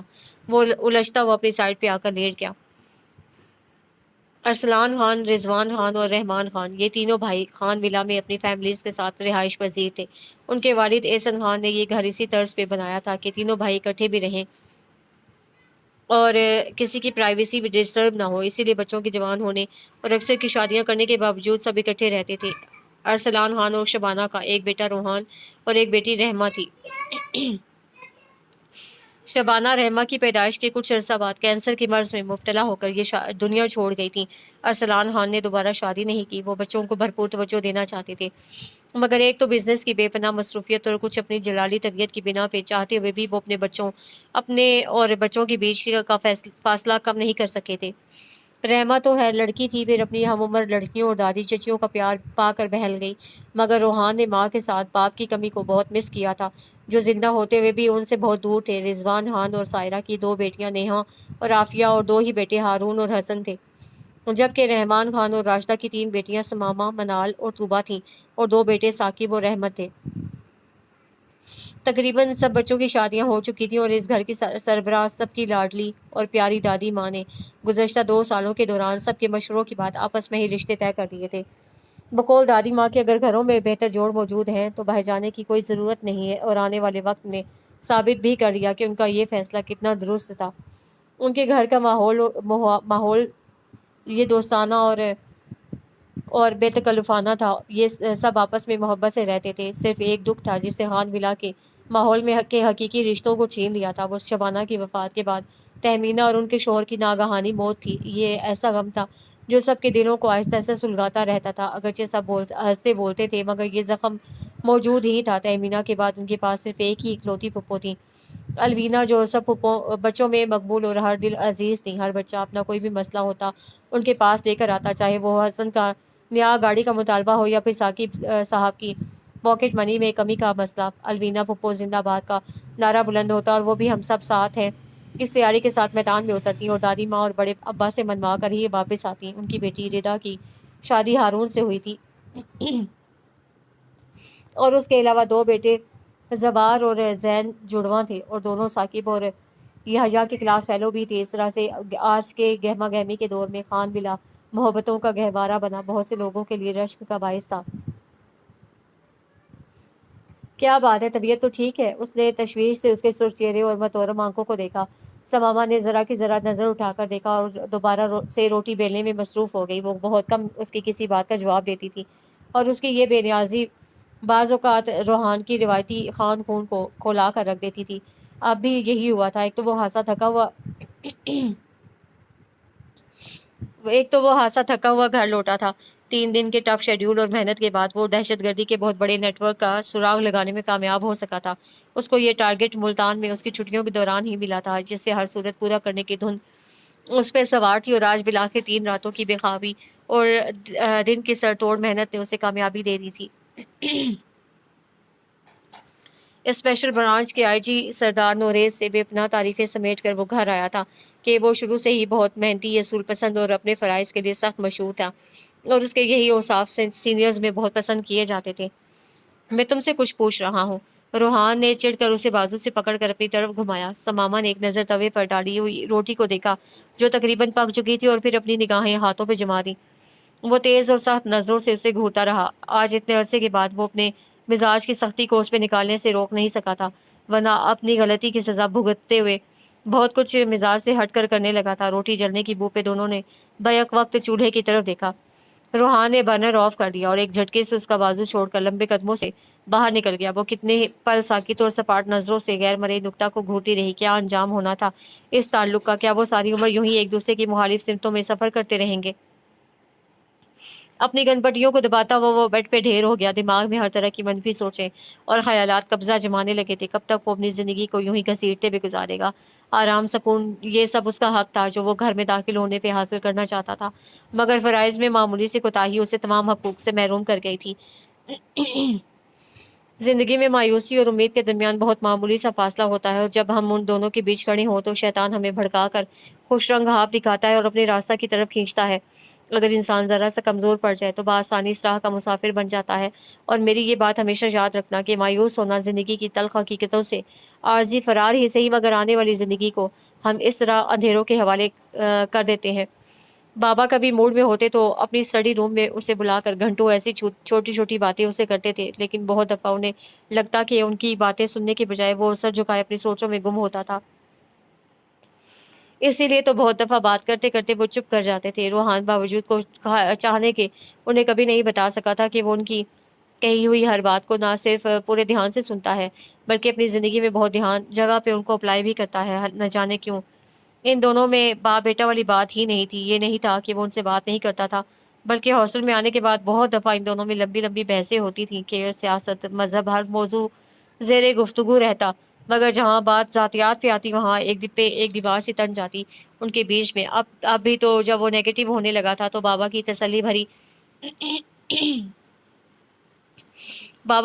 بھری نصیحت بے اختیار یاد آ گئی تھی، مگر وہ بھی کیا کرتا؟ آخر کب تک وہ سماما کا رویہ نظر انداز کرتا؟ ان کا ریلیشن ایسا تھا کہ وہ ایک دوسرے سے چاہتے ہوئے بھی لا تعلق نہیں رہ سکتے تھے۔ پھر وہ کیوں اسے اتنا آزما رہی تھی؟ ایک ایسی خطا جو اس کی دانستہ نہیں تھی، اس پہ وہ اسے سزا دینے پہ تلی ہوئی تھی۔ وہ کب تک برداشت کرے؟ اپنے پھٹتے ہوئے سر کو دباتے ہوئے وہ سخت مزمحل اور ڈپریسڈ تھا۔ شادی کا شروع کا پریڈ ایک خواب ہی لگتا تھا جو پلک جھپکنے پہ ٹوٹ گیا تھا۔ اسے لگتا تھا کہ وہ بالکل نارمل لوگوں کی طرح سب سے بیہیو کرنے لگے گا، سب میں گھل مل جائے گا، محبت کا اظہار کرنا بھی سیکھ جائے گا، کیونکہ جو لڑکی اس کی شریک سفر بنی تھی اس میں محبت کوٹ کوٹ کر بھری تھی۔ وہ جانتی تھی کہ زندگی سے خوبصورت اور رنگین پل کیسے چرانے ہیں، وہ جو یقیناً اس جیسے پتھر کو موم کرنے کی بھی صلاحیت رکھتی تھی، مگر وہ تو بہت جلد تھک گئی تھی۔ ابھی تو روحان خان نے محبت کا پہلا سبق ہی پڑھنے کی کوشش کی تھی اور سماما نے اس کتاب کو بند کر کے پھینک دیا تھا۔ یہ چائے لے لیں۔ آہستگی سے دروازہ کھول کر وہ اندر آئی تھی، اسی لیے اپنی سوچوں میں گم روحان اس کی آمد سے بے خبر رہا تھا۔ اپنی بے تحاشا جلتی آنکھوں کو بمشکل کھول کر اس نے سائڈ ٹیبل پہ دیکھا جہاں چائے کے کپ کے ساتھ ٹیبلٹ پڑی تھی۔ وہ چائے رکھ کر پلٹ چکی تھی۔ کیا چیز ہے یار یہ لڑکی بھی! بے اختیار مسکراتے لب بھیج کر وہ سوچ کر رہ گیا۔ بہت دن ہو گئے ہیں اب تو روحان اور سماما کو گئے ہوئے۔ دادی ماں نے تسبیح کرتے ہوئے بآواز بلند سوچا۔ پاس بیٹھی راشدہ چچی نے ہاتھ روک کر ان کی طرف دیکھا، مگر پھر کوئی بھی تبصرہ کیے بنا سر جھکا کر دوبارہ مٹر چھیلنے لگی تھی۔ وہ جانتی تھی نا کہ سماما ان سے سخت خفا ہے۔ نہ جانے اس لڑکی کے دماغ میں کون سا ایسا کیڑا کلبلا رہا تھا کہ وہ کسی کی بات ہی نہیں مانتی تھی۔ اب بھی پہلے روحان کے ساتھ جانے سے انکاری تھی، جب انہوں نے سختی سے کہا تو وہ مان تو گئی، مگر اپنی خفگی کا اظہار بارہا کرتی رہی۔ پھر کچھ دن پہلے انہوں نے فون پہ اسے اپنے میڈیکل چیک اپ کا کہا تو وہ بری طرح بھڑک اٹھی تھی۔ کیا ہے امی، آپ لوگ مجھے جینے دیں گی یا پھر نہیں؟ کبھی کوئی نصیحت کرنے چلا آ رہا ہے اور کبھی کوئی مشورہ دے رہا ہے۔ میری بھی ذاتی زندگی ہے جس میں کسی کی بھی مداخلت مجھے ڈسٹرب کر دیتی ہے۔ اس کا بدتمیز اور اکڑ رویہ انہیں سوچنے پہ مجبور کر گیا کہ ان کی تربیت میں کہاں کمی رہ گئی ہے۔ حالانکہ وہ اتنی گستاخ کبھی نہیں رہی تھی، پھر کیا ہوا تھا ایسا کہ وہ دن بدن چڑچڑی اور بد مزاج ہوتی جا رہی تھی، اور اس گھر میں رہتی تھی۔ پھر ان کی بیٹی کیوں اتنی الجھی ہوئی اور بے سکون تھی؟ اپنی سوچوں میں وہ اس قدر گم تھی کہ محسوس ہی نہ کر سکی کہ کافی دیر سے دادی ماں کی نگاہوں کی زد میں ہے۔ کیا بات ہے چھوٹی بہو، مجھے تم کچھ پریشان لگ رہی ہو؟ وہ دیکھ سکتی تھی کہ کافی دیر سے مٹر کے چھلکے کو پکڑے بے حیالی میں بار بار چھیل رہی ہے، اور ان کا اضطراب اور بے چینی ہر انداز سے مترشح تھی۔ کچھ نہیں اماں، گہری سانس بھر کر انہوں نے چھلکا ٹوکری میں پھینکا اور نظریں چراتی ہوئی مٹر اٹھا کر کچن کی طرف بڑھ گئی۔ اماں نے کافی دیر تک ان کی پشت کو پرسوچ نگاہوں سے دیکھا، جانے کیا بات تھی جسے چھوٹی بہو ان سے چھپا رہی تھی۔ حالانکہ آج تک ایسا ہوا تو نہیں تھا، اور کریدنا ان کی عادت نہیں تھی، اسی لیے ٹھنڈی سانس بھر کر دوبارہ تسبیح کی طرف متوجہ ہو گئی۔ سماما کہاں ہے؟ وہ آفس میں سے آیا تو کافی دیر تک لاؤنج میں اس کی آمد نہیں ہوئی، ورنہ جیسے ہی وہ آتا تو کچھ دیر کے بعد وہ ارد گرد پھرتی نظر آ جاتی، اگرچہ اس سے بے نیاز مگر اپنے کام میں مگن پھر رہی ہوتی، مگر آج وہ کہیں بھی نظر نہیں آئی تھی۔ اسی لیے چینج کرنے کے بعد اس نے کام کرتی ہاجرہ سے پوچھا، ان کی طبیعت ٹھیک نہیں ہے، شاید بخار زیادہ ہو گیا ہے، اسی لیے صبح سے گیسٹ روم میں لیٹی ہوئی ہیں۔ میں نے تو کہا تھا کہ آپ کو فون کر دوں، مگر وہ نہیں مانی، اسی لیے۔ بے تحاشا بولنے کی شوقین ہاجرہ تفصیل سے جواب دے رہی تھی اور اس کا سر دکھنے لگا تھا، اسی لیے اس کی بات کے درمیان سے ہی سر ہلاتا ہوا کچن سے نکل آیا۔ سوپ میں چمچ چلاتی ہاجرہ بی بی دوبارہ گنگناہٹ میں مشغول ہو گئی، کیونکہ اگر کچھ سننے والا یا بات کرنے والا نہ ہوتا تو گنگنا کر وہ اپنے منہ کو چلائے رکھتی تھی۔ اگر طبیعت زیادہ خراب ہو گئی تھی تو فون تو کروا سکتی تھی نا آپ، مر تو نہیں گیا تھا میں؟ وہ اس پہ برس رہا تھا جو بخار کی شدت سے نڈھال سرخ چہرہ لیے پڑی تھی۔ روحان کا غصہ بتدریج بڑھنے لگا تھا۔ کیا تھا جو کل وہ اس کی بات مان کر ڈاکٹر کے پاس چلی جاتی تو اتنی بیماری تو نہ بڑھتی، مگر اسے تو عادت ہو گئی تھی روحان کو اور خود کو اذیت دینے کی۔ किस कदर ज़िद्दी और हरदर्म हो गई है। शादी से पहले तो शायद ऐसी ना थी, बल्कि शादी के बाद भी नहीं, अब ऐसी हो गई है। उस पे नज़रें जमाए वो सोच रहा था, फिर गहरा सांस लेकर डॉक्टर जाहिद को फ़ोन मिलाने लगा। उलझ ना जाए तबीयत पे ज़िक्र रहने दो, किसे है किससे मोहब्बत ये ज़िक्र रहने दो, ये इश्क व मोहब्बत के फसाने खुल ना जाए हकीकत ये ज़िक्र रहने दो, वो मेरे होकर भी मेरे ना हुए तैयब, मुझे रही क्या क्या ना हसरत ये ज़िक्र रहने दो। इतनी बड़ी बात हो गई और तुम लोगों ने किसी को भी बताना मुनासिब नहीं समझा। नेहा ने तासुफ से उसके झुके सर को देखा, वो क्या जवाब देता। इसीलिए वो इतनी उलझी हुई और तुमसे खिंची रह रही थी, और हम समझे कि शायद वो तुम्हारे मिजाज को सही समझ नहीं पाई, इसीलिए वो इतनी खामोश हो गई है और हम सब लोगों से नाराज़ है। ये रिदा आप ही थी जो हमेशा देर से मगर काफ़ी सोचने के बाद बोलने की आदी थी। वो दोनों आज सुबह की फ़्लाइट से पहुंची थीं। समामा का बुखार बिगड़ गया था, उसे हॉस्पिटल में एडमिट करवाना पड़ा था, जहाँ 4 घंटे मुसलसल बेहोश रहने के बाद वो आधी रात को होश में आई थी, मगर रूहान के होश से ही मानों में उड़ा गई थी। इसीलिए उसे घर फ़ोन करके किसी को अपने पास आने के लिए कहा था। समामा की खराबी तबीयत का तो नहीं बताया था कि सब घबरा जाते। बस नेहा से रिक्वेस्ट की थी कि किसी तरह सुबह की पहली फ्लाइट से आ जाए, और अब वो सामने बैठी तफ्तीश कर रही थी। समामा दवाओं के ज़ेर असर सो रही थी और रूहान उनकी पेशी भुगत रहा था। देखो रोहान, संजीदगी बहुत अच्छी चीज़ है, मगर किसी मामले में किसी चीज़ की ज़्यादती हमेशा मामला बिगाड़ देती है। तुम सबसे घुलते मिलते कम थे, ये हम समझते हैं कि तुम्हारी आदत है, मगर ये भी तो देखते कि सब तुमसे मोहब्बत करते हैं, तुम्हारी केयर करते हैं, तुम्हारे चेहरे की हर शिकन को पढ़ना जानते हैं। तुम्हारा क्या ख्याल है कि तुम्हें कोई कुछ नहीं कहता तो क्या तुमसे लापरवाह है? नहीं, बल्कि तुम्हें टाइम दे रहे थे कि तुम खुद इस चीज़ को महसूस करो और अपने एहसासात को हमसे शेयर करो, मगर तुमने हमसे खुद को अलग कर लिया। इतना बड़ा हादसा हो गया और हम सबसे छुपा गए। नेहा को सही मानों में बेपनाह दुख हुआ था, इसीलिए मुसलसल बोलते हुए उसकी आवाज़ आखिर में रूंध गई। ऐसी कोई बात नहीं है आपी। वो उनके आंसुओं से बौखला गया था। मैं समझा कि शायद समामा उसका जिक्र आपसे कर चुकी है आपी। वो आपी वॉज फीलिंग गिल्ट, इसीलिए वो चुप हो गया। रेदा ने खामोश नज़रों से नेहा की तरफ देखा, वो भी उसकी तरफ मुतवज्जे थी। उसकी निगाहों का मफ़हूम भाप गई, मगर ज़ाहिर है इतनी खुली बात वो रूहान से नहीं पूछ सकती थी, इसलिए उन्हें समामा के उठने का इंतज़ार करना था। इसीलिए गहरा सांस लेकर उठ खड़ी हुई। अभी उन्हें घर जाकर परहेज़ी खाना बनाकर लाना था, और रूहान का भी उन्हें मालूम था कि यकीनन उससे सुबह से कुछ नहीं खाया होगा, क्योंकि होटल वगैरह के खाने उसे कभी भी पसंद नहीं रहे थे। इतना अरसा भी जब तक वो अकेला बाहर रहा था तो उनका पुराना मुलाजिम ही उसके हमरा रहा था, जो बैक वक्त हंसामा और चौकीदार के फ़राइज़ अंजाम देता था। चलो रोहान, मुझे घर छोड़ कर आओ, उन्होंने सपाट अंदाज में कहा, तो वो अपनी सोचों से चौंक कर उनकी तरफ मुतवज्जे हुआ। चले, यक लफ्ज़ी जुमला अदा करके वो बाहर निकल गया, तो वो भी उसके पीछे चल दी। प्लीज़ आप ही, और नहीं, वो बुरा समूह बनाकर प्याला परे कर गई। इसे ख़त्म करो, रिदा ने तहकुम से कहा। पहले ही अपनी सेहत इतनी बर्बाद कर चुकी हो और कितना सताना चाहती हो। और वो चौंक गई। उनके अंदाज और लहजा पे, उनके चेहरे पे तासुफ और नाराज़गी की गहरी छाप थी। समामा, जल्दी से इसे कहो, मुझे तुमसे कुछ डिस्कस करना है। नेहा को कुछ ज़्यादा ही जल्दी थी। नेहा, आज डॉक्टर छुट्टी दे देंगे, मेरा ख्याल है घर जाकर ही बात की जाए तो ज़्यादा बेहतर है, और वैसे भी रोहान को अचानक ऑफिस कॉल पे जाना पड़ा है, उसका मौजूद होना भी ज़रूरी है। रिदा ने हासिल संजीदगी से कहा। समामा हैरत से उनकी नाफहम गुफ्तगू सुन रही थी, और इन दोनों के रूखे और उखड़े उखड़े लहजे उसे कुछ पूछने की हिम्मत नहीं दिला रहे थे, इसलिए खामोश रहना ही मुनासिब लग रहा था। इसी वक्त दरवाज़ा नॉक करके डॉक्टर अंदर दाखिल हुआ। कैसी तबीयत है अब आपकी? समामा की नब्ज़ चेक करते हुए वो पूछ रहा था। बहुत बेहतर है। मुझे भी लग रहा है आप काफ़ी बेहतर हैं। कल से शाम तक इंशाल्लाह आपको डिस्चार्ज कर दिया जाएगा। साथ खड़ी नर्स से फाइल लेकर उस पर दवाइयाँ लिखते हुए वो प्रोफेशनली मुस्कुराहट और नरमी से कह रहा था, आपको बहुत केयर करना होगी इनकी। इनका नमूनिया मुकम्मल बिगड़ चुका था, थोड़ी सी देर मजीद हो जाती तो खुदा न खास्ता उनकी जान भी जा सकती थी। वो रिदा और नेहा को बता रहा था, जिन्होंने दहल कर समामा की तरफ देखा। ये लड़की तो घर जाकर इसकी तबीयत साफ़ करूंगी। दोनों की इनफरादी सोच यकसा और जारहाना थी। Be careful Mrs Rohan, doctor तो कहकर जा चुका था, और वो उन दोनों के खतरनाक तेवरों की जद में थी। शाम में रोहान आया तो वो सब सामान इकट्ठा करके तैयार थी। जर्द सी समामा लाइट ग्रीन सूट में बहुत जज़मुर्दा और कुमलाई हुई थी। साथ रोहान ने तासुब से उसके मुरझाए हुए चेहरे की तरफ देखा, फिर रिदा की तरफ मुतवज्जे हो गया, जो उसे डॉक्टर की हिदायत बता रही थी। میں ڈسچارج شیٹ بنوا کر آتا ہوں، ان سے کہہ کر وہ باہر نکل گیا۔ آؤ میں پکڑتا ہوں۔ جو ہی سماما بیڈ سے اترنے لگی تو چکر سا آ گیا۔ چونکہ ردا اور نیہا باہر نکل چکی تھی، اسی لیے روحان کو آگے بڑھ کر اسے سہارا دینا پڑا، جسے بے دردی سے ٹھکرا دیا گیا۔ اپنی فضول سی ضد اور ہر دھرمی سے تم پہلے ہی بہت کچھ گنوا چکی ہو، مزید اور کیا کرنا چاہتی ہو؟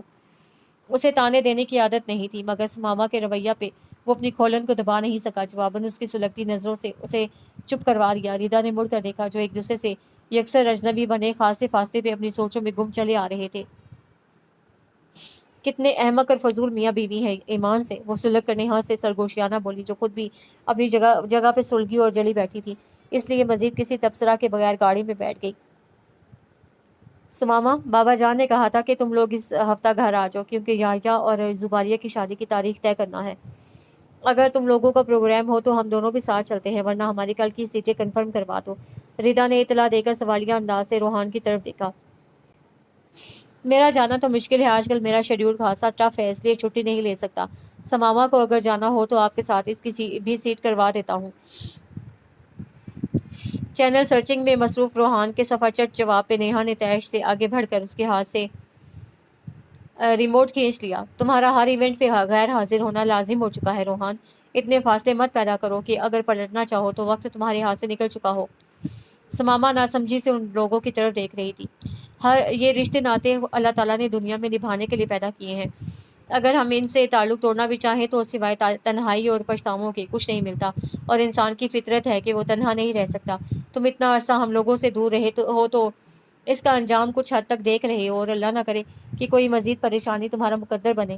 نیہا فل فارم میں تھی۔ ردا کا جی چاہا کہ اٹھ کر نیہا کا منہ چوم لے، مگر اپنے جذبات کو فی الحال قابو رکھنا ضروری تھا، اس لیے غائبانہ داد سے نواز کر سماما کی طرف متوجہ ہوئی، جو مضطرب سی ناخن چبا رہی تھی۔ اور تم سماما؟ نیہا نے اب اپنا رخ سماما کی طرف موڑا۔ تم اتنی سمجھدار اور بڑی کب سے ہو گئی کہ اپنی باتیں تک ہم سے چھپانے لگیں؟ سماما نے سر پٹا کر پہلے نیہا اور پھر ردا کی طرف دیکھا، جو لاعلمی سے کندھے اچکا گئی تھی۔ ہمیں روحان تمہارے ساتھ ہونے والے حادثہ کے متعلق بتا چکا ہے۔ نیہا کا جتاتا ہوا لہجہ اسے سن کر گیا۔ روحان حسب عادت سر جھکائے کسی گہری سوچ میں غرق تھا۔ میں نے بھلا چھپا کر کیا کرنا ہے؟ بس۔ گہرا سانس لے کر وہ دوبارہ سے خود کو سنبھالنے لگی تھی۔ آنکھوں میں آنسوؤں نے اپنی جگہ بنانا شروع کر دی تھی، ذہن پہ چھائی ہوئی کثافت مزید گہری ہونے لگی تھی۔ روحان نے چونک کر افسردہ لہجہ سنا تھا۔ آج کتنے عرصہ کے بعد وہ یوں کھل کر اپنے جذبات کا اظہار کر رہی تھی، ورنہ تو اس کے اوپر سرد موری اور برفیلے تاثرات نے مستقل اپنے ٹھکانے بنا لیے تھے۔ ردا نے اس کے پاس بیٹھ کر اس کے ہاتھ تھام لیے۔ نیہا بھی دکھ سے اسے دیکھے گئی۔ آج اگر وہ ہوتا تو زندگی شاید یوں نہ ہوتی۔ ایسے نہیں کہتے، زندگی ابھی بھی بہت اچھی اور سہل ہے، بس یہ تمہاری سوچیں ہیں جنہوں نے اسے کٹھن بنا دیا ہے۔ نیہا نے اسے ٹوک دیا تو وہ ایک دم چپ ہو کر اپنے ہاتھوں کو گھورنے لگی تھی۔ روحان قصوروار ضرور ہے، مگر تم اسے مجرم تو نہیں کہہ سکتی نا؟ شاید کاتب تقدیر نے ایسے ہونا ہی لکھا تھا، پھر میں یا تم کیسے کسی فرد پہ ایلیگیشن لگا سکتے ہیں؟ سماما نے بنا کسی تاثر کے سر اٹھا کر ایک بار پھر روحان کی طرف دیکھا، اور وہ اس کی نگاہوں کا مفہوم پا کر ایک بار پھر بکھر سا گیا۔ گزرے ہوئے پل جو کہ ہرگز بھی اتنے خوشگوار نہ تھے کہ انہیں یاد رکھا جاتا، اس کی نظروں کے سامنے گھوم گئے۔ یہ کیسے ہوا؟ اس سوال پہ مسکراتے ہوئے چہرے پہ تاریک سایہ لہرا گیا۔ آپ کو خوشی نہیں ہوئی؟ وہ ایک دم زرد پڑ گئی تھی۔ کیا مجھے خوش ہونا چاہیے تھا؟ اس سوال کے جواب میں ایک اور سوال تھا، اور وہ تو اس کے لہجہ کی سختی اور سرد موری پہ مرجھا کر رہ گئی۔ اس نے تو سنا تھا کہ یہ ایسی خبر ہوتی ہے جو بڑے سے بڑے اور سخت سے سخت دل والے کو بھی موم بنا دیتی ہے۔ پھر یہ کیسا شخص تھا اور کیسے ری ایکٹ کر رہا تھا؟ وہ الجھ سی گئی۔ مجھے ایسے کسی خرافات کی ضرورت نہیں ہے، اور نہ ہی تم اس میں پڑو۔ وہ جو کچھ وضاحت دینا چاہتی تھی اس جملہ پہ ساکت رہ گئی۔ ابھی تو وہ مکمل طور پہ خوشی کا اظہار بھی نہیں کر پائی تھی، اور کسی سے بھی ڈسکس نہیں کیا تھا کہ سب سے پہلے ڈاکٹر کی شرارتی نصیحت پہ عمل کیا تھا، جو کہہ رہی تھی کہ میاں کو بتانا پہلے، دیکھنا وہ کتنا خوش ہوگا۔ اور یہاں خوشی تو کیا آئی تھی، چہرے پہ چٹانوں سی سختی اور کھردرا پن آ گیا تھا۔ روحان، یہ آپ کیسی باتیں کر رہے ہیں؟ کافی دیر کے بعد بولنے کے قابل ہوئی تو صرف یہی کہہ سکی، جبکہ دوسری طرف لا تعلقی اور بے نیازی عروج پہ تھی۔ جو میں نے کہنا تھا کہہ دیا، اور میرا خیال ہے کہ تم اچھی طرح جان بھی گئی ہو۔ اب ان پڑھ بیویوں والے سوالوں جوابوں میں وقت ضائع مت کرو، اور جو کہا ہے صبح جا کر ڈاکٹر سے ڈسکس کر کے چھٹکارا پاؤ۔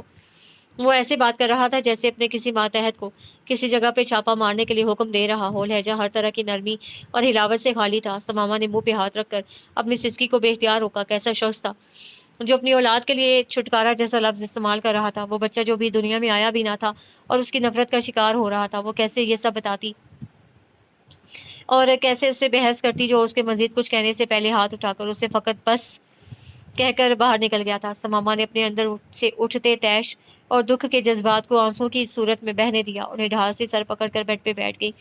آنے والے دنوں نے روحان کی بیزاری اور سختی کو مزید بڑھا دیا۔ کچھ دن تک تو وہ فقط سوالیہ سرد نظروں سے اسے دیکھتا رہا اور وہ خاموش نگاہوں کا مفہوم سمجھتے ہوئے بھی انجان بنی رہی۔ سماما کا خفا اور انجان رویہ روحان کو تیش دلا گیا۔ عجیب لڑکی تھی، بجائے اس کی بات ماننے کے اسے مقابلہ پہ اتر آئی تھی۔ اپنی زندگی میں اسے ہوش سنبھالنے کے بعد اپنی ہر بات کے جواب میں یس سنا تھا۔ اب سماما کے رویہ پہ وہ جھنجھلا سا گیا تھا۔ آخرکار ایک دن وہ پھٹ ہی پڑا۔ میں نے تم سے جو کہا تھا تم نے وہ کیا؟ اور وہ جو لاتعلق سی نظر آنے کی کوشش میں ادھر ادھر ہاتھ مار کر کمرے کی سمیٹی ہوئی چیزوں کو مزید سمیٹ رہی تھی، اس جواب طلبی پہ چونک گئی۔ میں اس کی ضرورت نہیں سمجھتی، اور ویسے بھی ایسا گناہ پہلے کتنے ثواب زندگی میں کما چکی ہوں جو گناہوں کے حساب کتاب میں الجھ گئی۔ وہ اس کی بات کاٹ کر طنزیہ بولا۔ سماما نے لب بھیج کر خود کو سخت بات کہنے سے بمشکل روکا۔ روحان کا رویہ ظاہر کرتا تھا کہ وہ ہردرمی کی حد تک پہنچ چکا ہے اور وہ اپنی بات ہر حال میں منوا کر ہی دم لے گا، اور اس کی یہی انتہا سماما کو دکھ بھری اذیت میں مبتلا کر رہی تھی، اور اسے سمجھ نہیں آ رہی تھی کہ وہ یہ انتہائی ذاتی مسئلہ کس سے شیئر کرے۔ ہر صورت میں اس کی اپنی ہتک اور عزت نفس پہ تعزیانہ تھا کہ اس کا شوہر اپنی جائز اولاد کو ہی دنیا میں آنے سے پہلے ختم کرنا چاہتا تھا۔ وہ تو اپنی ماں تک کو اپنی تک خوشخبری کا نہیں بتا پائی تھی، اوپر سے روحان کا شوشہ اور سماما کی خاموشی روحان کے غصہ کے گراف کو مزید بڑھا رہا تھا۔ تم کیا سمجھتی ہو کہ اس طرح کر کے تم اپنے ارادے میں کامیاب ہو جاؤ گی؟ تو یہ تمہاری بھول ہے۔ تم تیار ہو جاؤ، ہم آج ہی ڈاکٹر کے پاس جائیں گے۔ اس کا حتمی انداز اور اٹل لہجہ ایک لمحہ کے لیے سماما کو سہما سا گیا، مگر اگلے ہی پل اپنے وجود میں پلتے ہوئے ننھے وجود نے اسے مضبوط بنا دیا۔ کیوں جاؤں میں نے کوئی گناہ نہیں کیا کہ اپنی جائز اولاد کو مار ڈالوں۔ کیوں ظلم کرنا چاہتے ہو تم؟ اور یہ تمہاری بھی بھول ہے کہ میں تمہیں اس ناپاک اور مذموم ارادہ میں کامیاب ہونے دوں گی۔ وہ ہسٹیرک ہونے لگی تھی۔ جواباً روحان کی استضائیہ مسکراہٹ نے اس کا ڈھیروں خون جلا دیا۔ یا اللہ، ایک ایسا نفسیاتی مریض اس کا نصیب بنا تھا کہ جس کی زندگی کا ہر نیا باب ایک نئی الجھن لیے ہوئے تھا، اور وہ تھکنے لگی تھی اس ڈور کو سلجھاتے ہوئے۔ میں کل ہی بابا جان کی طرف چلی جاؤں گی۔ جو میں نے کہا ہے اسے کرنے کے بعد جہاں مرضی چلی جانا، اس سے پہلے نہیں۔ انگلی اٹھا کر وارننگ کے انداز میں بولا۔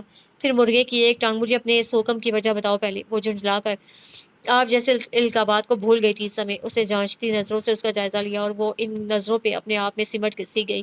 غیر محسوس انداز میں دوپٹہ اپنے گرد لپیٹ لیا۔ اس کے حجاب آلود جھیمپے انداز پہ وہ باوجود ٹینشن سے مسکرا دیا، لیکن جلد ہی اپنے تاثرات نارمل کر کے اصل مسئلہ کی طرف آ گیا۔ وجہ بتانے کا میں پابند نہیں ہوں تمہیں، صرف اس سے مطلب ہونا چاہیے کہ تمہارے شوہر نے تمہیں جو کہا ہے اس پہ عمل کرو۔ اور وہ دکھ سے اسے دیکھتی چلی گئی۔ وہ اسے آج تک سمجھ نہیں پائی تھی۔ پرت در پرت اس کے اتنے روپ سامنے آ رہے تھے کہ وہ حیران اور پریشان ہی تھی۔ حالانکہ اس کا اور روحان کا ساتھ شادی کے بعد کا نہیں تھا، صرف وہ اسے بچپن سے دیکھتی آ رہی تھی۔ اس کے مزاج کی گرمی سردی میں سے بھی واقف تھی۔ اس کے تنہا بیزار اور خاموش رویہ کو وہ سب کزنز اس کی عادت خیال کر کے محتاط رہتے تھے، مگر وہ اندر سے کتنا الجھا ہوا اور سائیکی کیس بن چکا تھا، یہ جاننے کی کسی نے بھی ضرورت محسوس نہیں کی تھی۔ سماما کا دل چاہ رہا تھا کہ وہ دھاڑے مار مار کر روئے۔ آخر اسے ہی ایسا شخص ملنا تھا جس کی شاندار اور باروب شخصیت کو دیکھ کر اس کی دوستیں کتنا رشک کر رہی تھیں۔ شادی کے دن اور آج اگر اس کی اصلیت اور شخصیت کا اندرونی روپ کوئی دیکھ لے تو اس سے آگے اس کی سوچ چھٹرا کر رہ گئی کہ وہ کسی کو بتا پائے گی کہ وہ کیسا مطالبہ اسے کر رہا ہے۔ کتنا مشکل اور کڑا وقت ہوتا ہے ایک شادی شدہ لڑکی پہ جب اس کے کندھوں پہ ایسا نادیدہ بوجھ آن پڑتا ہے۔ روحان بڑے غور سے اس کے چہرے کے اتار چڑھاؤ کو دیکھ رہا تھا۔ دیکھو، اس میں تمہارا کوئی نقصان نہیں ہوگا تمہارا، میں گارنٹی دیتا ہوں کہ کسی اچھے اور قابل اسپیشلسٹ سے مشورہ کر کے ہی اگلا قدم اٹھائیں گے۔ وہ اس کے قریب بیٹھ کر قدرے نرمی سے سمجھانے لگا تھا۔ روحان صاحب، کوئی بھی باضمیر اور اچھا ڈاکٹر آپ کو ایسا مشورہ کبھی نہیں دے گا۔ اور میں کیوں کروں ایسا؟ کیوں ظلم کرنا چاہتے ہیں آپ؟ میں ماں بننا چاہتی ہوں، مجھ سے یہ ڈیمانڈ مت کریں پلیز۔ پہلے سختی سے اور پھر ایک دم التجائی انداز سے اس کے ہاتھ تھام کر وہ تقریباً رو دی تھی، اور روحان نے اس کے ہاتھ جھٹکے اور مضطرب سا اٹھ کھڑا ہوا۔ تم سمجھتی کیوں نہیں ہو سماما، مجھے کسی بھی صورت زندگی میں کہیں بھی بچے کی ضرورت محسوس نہیں ہوتی۔ تو پھر شادی ہی نہ کرتے۔ عام حالات میں وہ کبھی بھی اتنی کھلی گفتگو نہ کرتی، مگر حالات اس موڑ پہ آ گئے تھے کہ اسے خود بھی سمجھ نہیں آ رہی تھی کہ اپنا مقدمہ کس طرح لڑے۔ شادی ہونی تھی، ہو گئی، اس بات کو چھوڑو، میں آگے کی بات کر رہا ہوں، تم اس مسئلے کو نپٹاؤ۔ وہ دانستہ یہ ذکر گول کر گیا کہ کتنی دعاؤں کے بعد وہ اسے پا سکا تھا، نہ جانے کب کی دل میں دبی ہوئی خواہش تھی جس کو زبان کا روپ دے کر بابا جان نے زندگی میں پہلی دفعہ اسے دلی خوشی عطا کی تھی، ورنہ تو وہ ہر اس معاملے اور خواہش کے برعکس فیصلہ کرتے تھے جس کی آرزو روحان کو ہوتی تھی۔ وہ آج تک سمجھ نہیں سکا تھا کہ وہ اتنے سخت گیر باپ کیوں تھے، اور وہ بھی روحان کے لیے صرف، ورنہ رحمت ان کی لاڈلی اور بے حد عزیز بیٹی تھی جس کی زبان سے نکلنے سے پہلے ہی اس کی ہر خواہش پوری کر دی جاتی تھی۔ اسی لیے اللہ کے کرم اور بابا کے فیصلے پہ وہ جتنا بھی شکر ادا کرتا کم تھا، اور سماما کہہ رہی تھی کہ شادی ہی نہ کرتے۔ بے وقوف لڑکی اس کی شدتوں اور محبتوں سے واقف ہو جاتی تو کبھی نہ کہتی یہ سب۔ اس نے اپنا ماتھا رگڑا، وہ کیسے اسے بتائے کہ وہ اسے کھونا نہیں چاہتا، وہ نہیں چاہتا کہ ایک اور روحان اس دنیا میں آئے۔ ماں کی کمی قدم قدم پہ اس کی زندگی کو تلخیوں سے بھر گئی تھی، اور اگر سماما کو کچھ ہو گیا تو اسے آگے کی سوچ اسے فریز کر دیتی تھی۔ اپنی یہ سوچ اور خیالات وہ اسے شیئر نہیں کر سکتا تھا، دیکھا جاتا تو یہ معمولی سی نفسیاتی گرہ تھی جسے ڈسکس کر کے سالو کیا جا سکتا تھا، مگر اپنی یہ کمزوری وہ کسی پہ بھی ظاہر نہیں کرنا چاہتا تھا۔ سماما اس کی خاموشی سے اکتا کر اٹھ کھڑی ہوئی، مگر ایک دم چکر آیا تو دوبارہ بیٹھ گئی۔ آج کل اسے وقفے وقفے سے یوں ہی چکر آتے تھے۔ ڈاکٹر نے مکمل بیڈ ریسٹ اور خوراک کا خیال رکھنے کی سختی سے تلقین کی تھی، مگر وہ تو روحان کی ضد پہ اتنی خوفزدہ اور الجھی ہوئی تھی کہ خرابی طبیعت کا ذکر تک اس سے نہیں کر سکتی تھی۔ کیا پتا وہ سر پھرا اسی بات کو بنیاد بنا کر اپنی منوا لیتا۔ کیا ہوا، تم ٹھیک تو ہو؟ روحان کا فون آ گیا تھا، مگر بات کرتے ہوئے وہ اس کی حالت دیکھ چکا تھا، اس لیے کال مختصر کر کے وہ فوراً اس کی طرف لپکا۔ سماما نفی میں سر ہلا کر اٹھ کر باہر آ گئی تھی۔ آنسوؤں نے آج کل ویسے بھی آنکھوں میں مستقل بسیرا کر لیا تھا۔ ایک بے اجازت نے اس گھر کے دونوں نفوس کو انتہائی مشکل دوراہے پہ لا کھڑا کیا تھا۔ یہ ٹارگٹ کلنگ، روزانہ کی ہڑتالیں، فائرنگ اور پرتشدد واقعات، آخر کب تک ایسا چلے گا؟ جو لوگ ایسا کر رہے ہیں سب جانتے ہیں کہ کون ہے، مگر آگے بڑھ کر ان کا ہاتھ پکڑنے کی جرات کسی میں نہیں ہے، اور ہمارا ڈپارٹمنٹ جسے لوگوں کی جان و مال کی حفاظت کا ذمہ سپرد کیا گیا ہے، وہی خاموشی سے ہر روز ہونے والے خون خرابے سے کھیلے جانے والا تماشا دیکھتا ہے۔ آخر کیوں ہاتھ بندھے ہیں ہمارے؟ کیوں سخت ریئیکشن نہیں لیا جا رہا ہے اس کے خلاف؟ مسلسل بولنے سے اس کا چہرہ سرخ پڑ گیا تھا۔ جمال خان نے بغور اسے دیکھا اور نرمی سے مسکرا دیے، لیکن یہ مسکراہٹ ایسی تھی کہ جس میں بے بسی، دکھ اور آنسوؤں کی آمیزش تھی جو دیکھنے والے کو رلا دیتی ہے۔ یہ مجبوریاں اور بظاہر آزاد مگر بندھے ہوئے ہاتھ کیسے جھنجھلاہٹ میں مبتلا کرتے ہیں، وہ کیسے اور کس سے اظہار کریں؟ ان کے سامنے بیٹھا یہ قابل اور ذہین ترین افسر روحان جس ٹینشن اور اذیت کا شکار ہو رہا تھا، پولیس ڈپارٹمنٹ کا ہر دیانتدار اور محب وطن سپاہی ایسے ہی احساسات رکھتا تھا۔ دیکھو روحان، یہ مشکل وقت جو ہم پہ پڑا ہے اس سے جوش سے نہیں، ہوش میں رہ کر نکلنا ہے ہمیں۔ ہمارا دشمن ہمیں یوں ہی الجھا کر اپنے مقصد میں کامیاب ہونا چاہتا ہے، لیکن میں جانتا ہوں اگر ہم باقاعدہ ایک اسٹریٹجی اپنائیں اور اپنے علاقے کی صحیح طور پہ نگرانی کریں تو کوئی مشکل نہیں ہے کہ ان چھپے ہوئے مکروہ ہاتھوں کو پکڑ نہ سکیں۔ تو سر آخر کون قدم آگے بڑھائے گا؟ یوں ہاتھ پہ ہاتھ دھر کر ہم کب تک اپنے ہی لوگوں کو اپنی نظروں کے سامنے کٹتے مرتے ہوئے دیکھتے رہیں گے؟ آج کل تو انسانی جان اتنی ارزاں ہو گئی ہے ہمارے ملک میں کہ جانوروں کا ریٹ زیادہ ہوگا اس سے مارکیٹ میں۔ وہ بے انتہا تلخ ہو رہا تھا، اور اس کی یہ تلخی بلا جواز نہیں تھی۔ پچھلے 2 ماہ سے وہ جس گروہ کے خلاف ثبوت اکٹھے کر رہا تھا، دن رات کی اس کی محنت کو اوپر سے آئے ہوئے ایک ٹیلی فون نے برباد کر دیا تھا، اور اسے ایکشن لینے سے روک دیا گیا تھا، اور وہ اس آرڈر پہ اتنا دل برداشتہ ہو رہا تھا کہ اپنی بھڑاس جمال خان کے سامنے نکالنے سے خود کو نہیں روک پایا۔ آئی جی جمال خان خود بھی اس بات پہ خاصے مضطرب ہو گئے تھے، مگر پھر وہی بات کہ نادیدہ مجبوریاں ان کے ہونٹوں پہ چپ کا قفل لگائے دے رہی تھیں۔ یہ ملک کتنی کوششوں اور قربانیوں کے نتیجے میں معرض وجود میں آیا ہے۔ اگر ہمارے پاس قائد اعظم جیسا باصلاحیت نڈر اور باہمت لیڈر نہ ہوتا تو شاید ایک ٹکڑا زمین کا بھی حاصل نہ کر پاتے۔ اللہ تعالیٰ کی مدد اور سب کی بے لوث جدوجہد نے اس ناممکن کو ممکن بنا دیا، مگر آج ہم اپنے ہی ہاتھوں سے اس انمول خزانے کو غیروں کے حوالے کر رہے ہیں۔ کیوں؟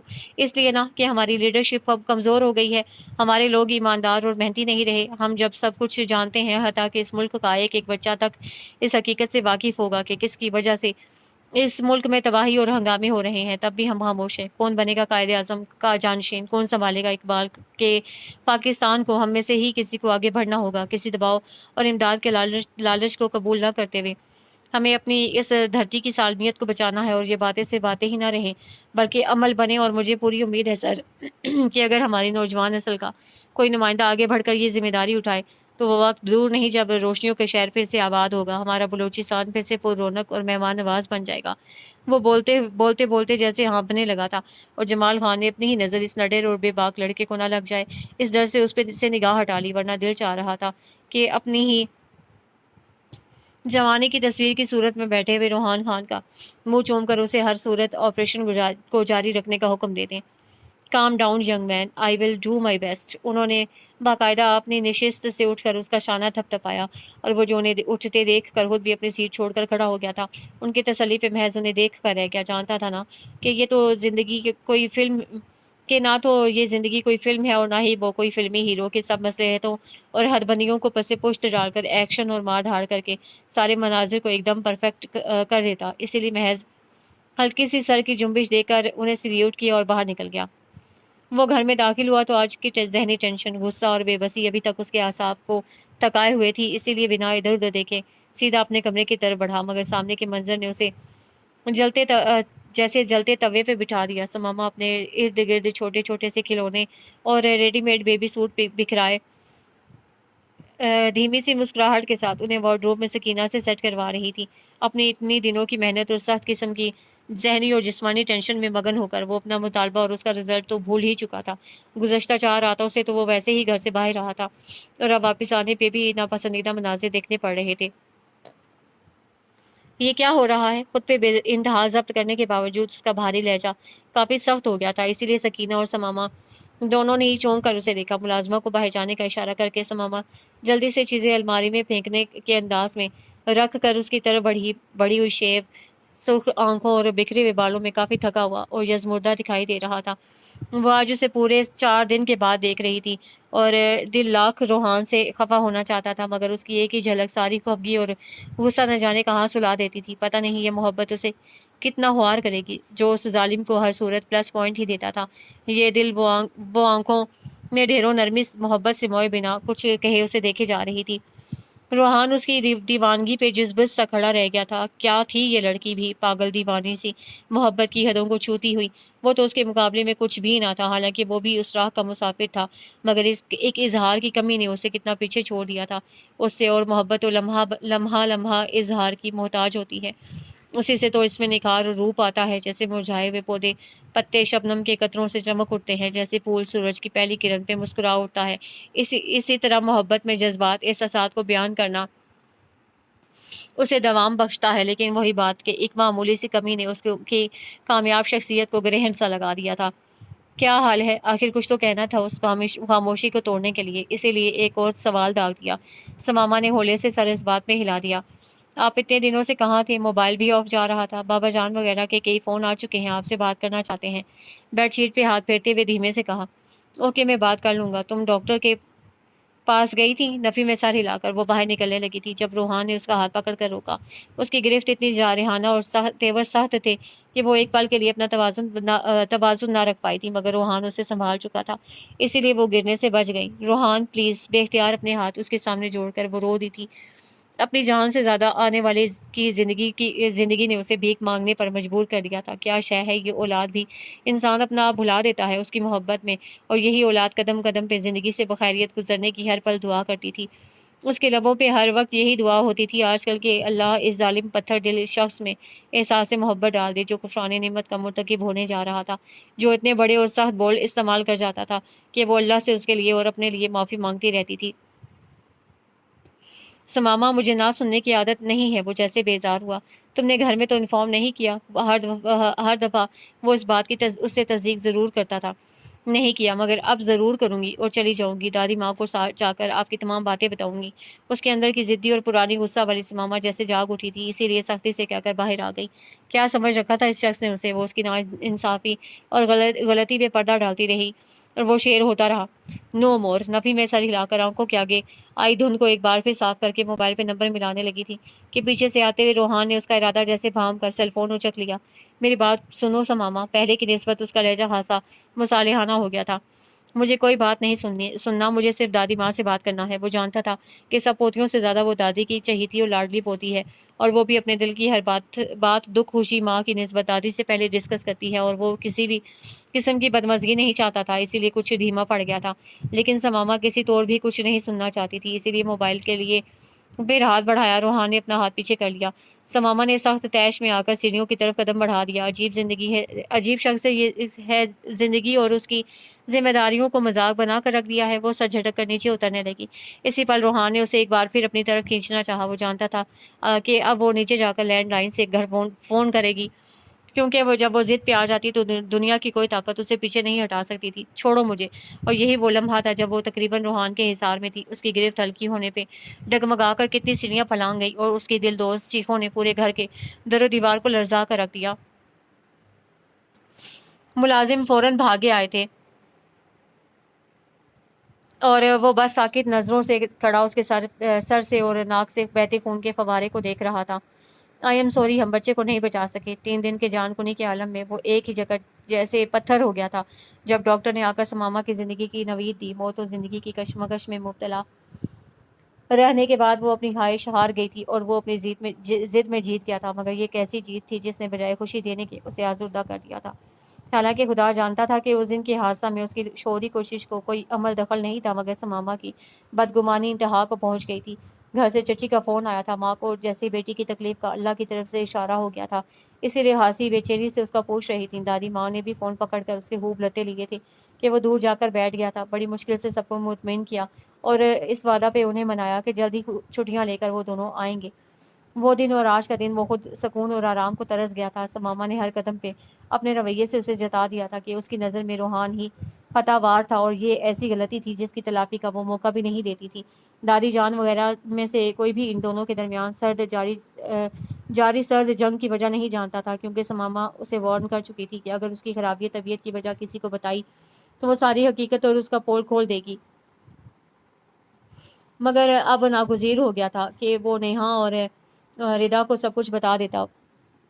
وہ خود بھی تھک گیا تھا اپنے ناکردہ گناہ کا بوجھ اٹھاتے ہوئے، اور کچھ سماما کے رویہ نے اسے عاجز کر کے رکھ دیا تھا۔ ہمارا رب ہم سے بہت پیار کرتا ہے، ہم اس کی عطا کردہ بے شمار نعمتوں کو اپنا حق سمجھ کر وصول کرتے ہیں، مگر کبھی سوچا ہے کہ ہمارے ذمے کچھ فرائض بھی ہیں جن کا ادا کرنا بہت ضروری ہے، اور یہ ان فرائض سے روگردانی کی سب سے پہلی سیڑھی ہے کہ ہم اپنے پیارے رب کا شکر ادا کرنا بھول جاتے ہیں۔ جہاں تھوڑی سی تکلیف ہوتی ہے وہیں سے شکوے شکایات شروع کر دیتے ہیں۔ وہ ہمارا مالک ہے، ہر شے پہ وہ قادر ہے، کیا کچھ نہیں دیتا وہ ہمیں ہماری پیدائش سے لے کر آخر تک، اس کے باوجود ہم اپنے مالک کا کہا نہیں مانتے، کیوں؟ کبھی اس نکتہ پہ سوچا ہے؟ دادی ماں پیار سے اس کے بالوں میں ہاتھ پھیرتے ہوئے اپنے مخصوص دھیمے لہجے میں کہہ رہی تھی۔ وہ آنکھیں موندے ان کی گود میں سر رکھے ہوئے تھی۔ اگر اس نے تم سے کچھ لیا ہے تو بدلے میں یقیناً تمہیں دوگنا نوازا ہوگا، مگر وہی بات کہ شور میں کمی کی وجہ سے تم واویلا کرنے لگی، اس میں کچھ غلط نہیں تھا کہ وقتی طور پہ تو جو تمہارے جو جذبات تھے وہ فطری تھے، مگر کیا یہ تمہیں زید دیتا ہے کہ تم ایک انسان کو سزا دینے کا اختیار حاصل کرنے کی کوشش کرو، اور وہ بھی اس صورت میں جب وہ خود بھی اپنے فعل پہ بے انتہا شرمندہ ہے؟ ان کا اس سرزنشی انداز ہمیشہ کی طرح سماما کو شرمندہ کر گیا تھا۔ یہ بات نیہا ردا کے بعد صرف مجھے معلوم ہے، اور میں نہیں چاہوں گی کہ کسی اور کو پتہ بھی چلے، حتیٰ کہ اپنی ماں کو بھی اس سے آگاہ مت کرنا۔ اللہ تمہیں آگے بہت سی خوشیوں سے نوازے، مگر بچے ماضی کو بھول کر اپنے شوہر پہ توجہ دو۔ وہ جیسے اسے صبر کی تلقین کر رہی تھیں، اور ہمیشہ کی طرح ان کے الفاظ اس کے اندر اترنے لگے تھے۔ وہ بھی بوجھ اٹھاتے اٹھاتے تھک سی گئی تھی، مگر کیا وہ روحان کے لیے دل میں جگہ دوبارہ بنا سکے گی؟ یہ ایسا سوال تھا جس کا جواب سوائے اندرونی سناٹا کے کچھ نہ تھا۔ بہرحال اسے کسی ایک طرف تو اپنی کشتی کو لگانا ہی تھا۔ سماما، میں مارکیٹ جا رہی ہوں، تم بھی ساتھ چلو، تھوڑا سا فریش ہو جاؤ گی، اور شادی کی شاپنگ بھی کر لینا۔ ردا کی آواز پہ اس نے سستی سے آنکھیں کھولیں۔ یہ محبت کہاں کہاں اس کے پیچھے نہیں آئی، یہ تو وہ خود ہی ناشکری تھی جو سب سے خفا منہ موڑے چل دی تھی۔ واقعی رب نے اگر اس سے کچھ لیا تھا تو بدلے میں اسے کتنی محبتوں سے نوازا تھا۔ کیا ہوا؟ دادی ماں نے جھک کر اس کے گالوں پہ آئی نمی کو صاف کیا۔ کچھ نہیں، چلے میں آتی ہوں، پہلے دادی ماں کو تسلی دے کر منتظر کھڑی ردا کو کہا، اور اٹھ کر اندر بڑھ گئی۔ کراچی کے حالات ملکی بد امنی میں مسلسل اضافہ کر رہے ہیں۔ یہ عباس ٹاؤن کا تازہ واقعہ گھروں میں بیٹھے لوگوں پہ جو قیامت ڈھا گیا ہے، اس کا ازالہ بھلا کیسے ممکن ہے؟ جب ہم اپنے گھروں تک میں محفوظ نہیں ہیں تو ایسی آزادی جس کے لیے لاکھوں کروڑوں لوگوں نے اپنی جانوں کا نظریہ دیا تھا، اس کا مقصد تو ہم نہ حاصل کر سکے نا۔ ایسی لمبی چوڑی تمہیدیں باندھنے کے بجائے میں آپ لوگوں کو صرف یہ بتانا چاہتا ہوں کہ قانون نافذ کرنے والے اداروں کو فری ہینڈ دے دیا گیا ہے کہ جہاں کوئی شر پسند کہیں بھی ملک میں بدامنی پھیلاتا ہوا دیکھیں، بے دریغ اس کے خلاف کارروائی کی جائے۔ جمال خان کی بھاری اور گونجدار آواز پورے کمرے میں گونج رہی تھی اور ان کے سامنے مؤدب بیٹھے آفیسرز پورے غور سے انہیں سن رہے تھے۔ سوری ٹو سے سر، ایسی آزادی ہمیں پہلے بھی کئی بار دی جا چکی ہے، مگر عین ایکشن کے وقت ہمارے ہاتھ باندھ دیے جاتے ہیں۔ ایسی تلخ اور جرأت مندانہ بات کرنے کا حوصلہ صرف روحان خان میں ہی ہو سکتا تھا۔ جمال خان نے گہری سانس لے کر اس کے بگڑے تیوروں کا گہری نظر سے جائزہ لیا۔ Young man, it's hope for the best. انہوں نے یک لفظی جملے میں بات ختم کی، ورنہ اس کی بیان کردہ حقیقت سے کمرے میں موجود تمام نفوس متفق تھے۔ میٹنگ کے برخاست ہونے پہ سب افراد ایک ایک کر کے بوجھل دلوں سے کمرے سے نکل آئے۔ کراچی میں ہونے والے دھماکے نے پوری قوم کو افسردہ کر دیا تھا، اور یہ واقعہ جس نے گھروں میں بیٹھے ہوئے لوگوں کو بھی باور کروایا تھا کہ ہمارا پولیس ڈپارٹمنٹ اپنے فرائض کی ادائیگی میں بری طرح ناکام ہو گیا ہے، اور یہ بات تمام ایماندار آفیسرز میں غم و غصے اور دکھ کی لہر دوڑا گئی تھی۔ روحان نے اسکرین پہ نظر آتے بھاگتے دوڑتے بے بسی کی تصویر بنے لوگوں کو دکھ سے دیکھا۔ زندگیاں کتنی ارزاں ہو گئی تھیں، ہمارے سامنے لوگوں کے سر ایسے کرتے تھے کہ آسمان بھی لرز اٹھتا تھا، مگر ہم بے حس ہو چکے ہیں جنہیں ایسے مناظر کسی طور بھی متاثر نہیں کرتے۔ ہمیں صرف اس بات کی خوشی کہہ لیں یا اطمینان رہتا ہے کہ ہمارا گھر اور ہمارے اپنے پیارے تو محفوظ رہتے ہیں، لیکن کبھی یہ نہیں سوچتے کہ یہ آگ اور اس کا طوفان آج نہیں تو کل ہماری طرف بھی رخ کر سکتا ہے۔ وہ خالی ذہن اور ساکت نظروں سے ان مناظر کو دیکھ رہا تھا جو تقریباً اس وقت سے ملتے جلتے تھے جن میں آزادی اور اپنی بقا کے لیے لڑتے ہوئے سینکڑوں لوگ غیر قوم کے خلاف جدوجہد میں مصروف تھے، اور آج اسی ملک کی سرزمین پہ پھر خون کی ہولی کھیلی جا رہی تھی۔ مگر فرق صرف اتنا تھا کہ پہلے مقابل غیر ملکی تھے اور آج پوشیدہ ہاتھ تھے، اور یہی سمجھ نہیں آتا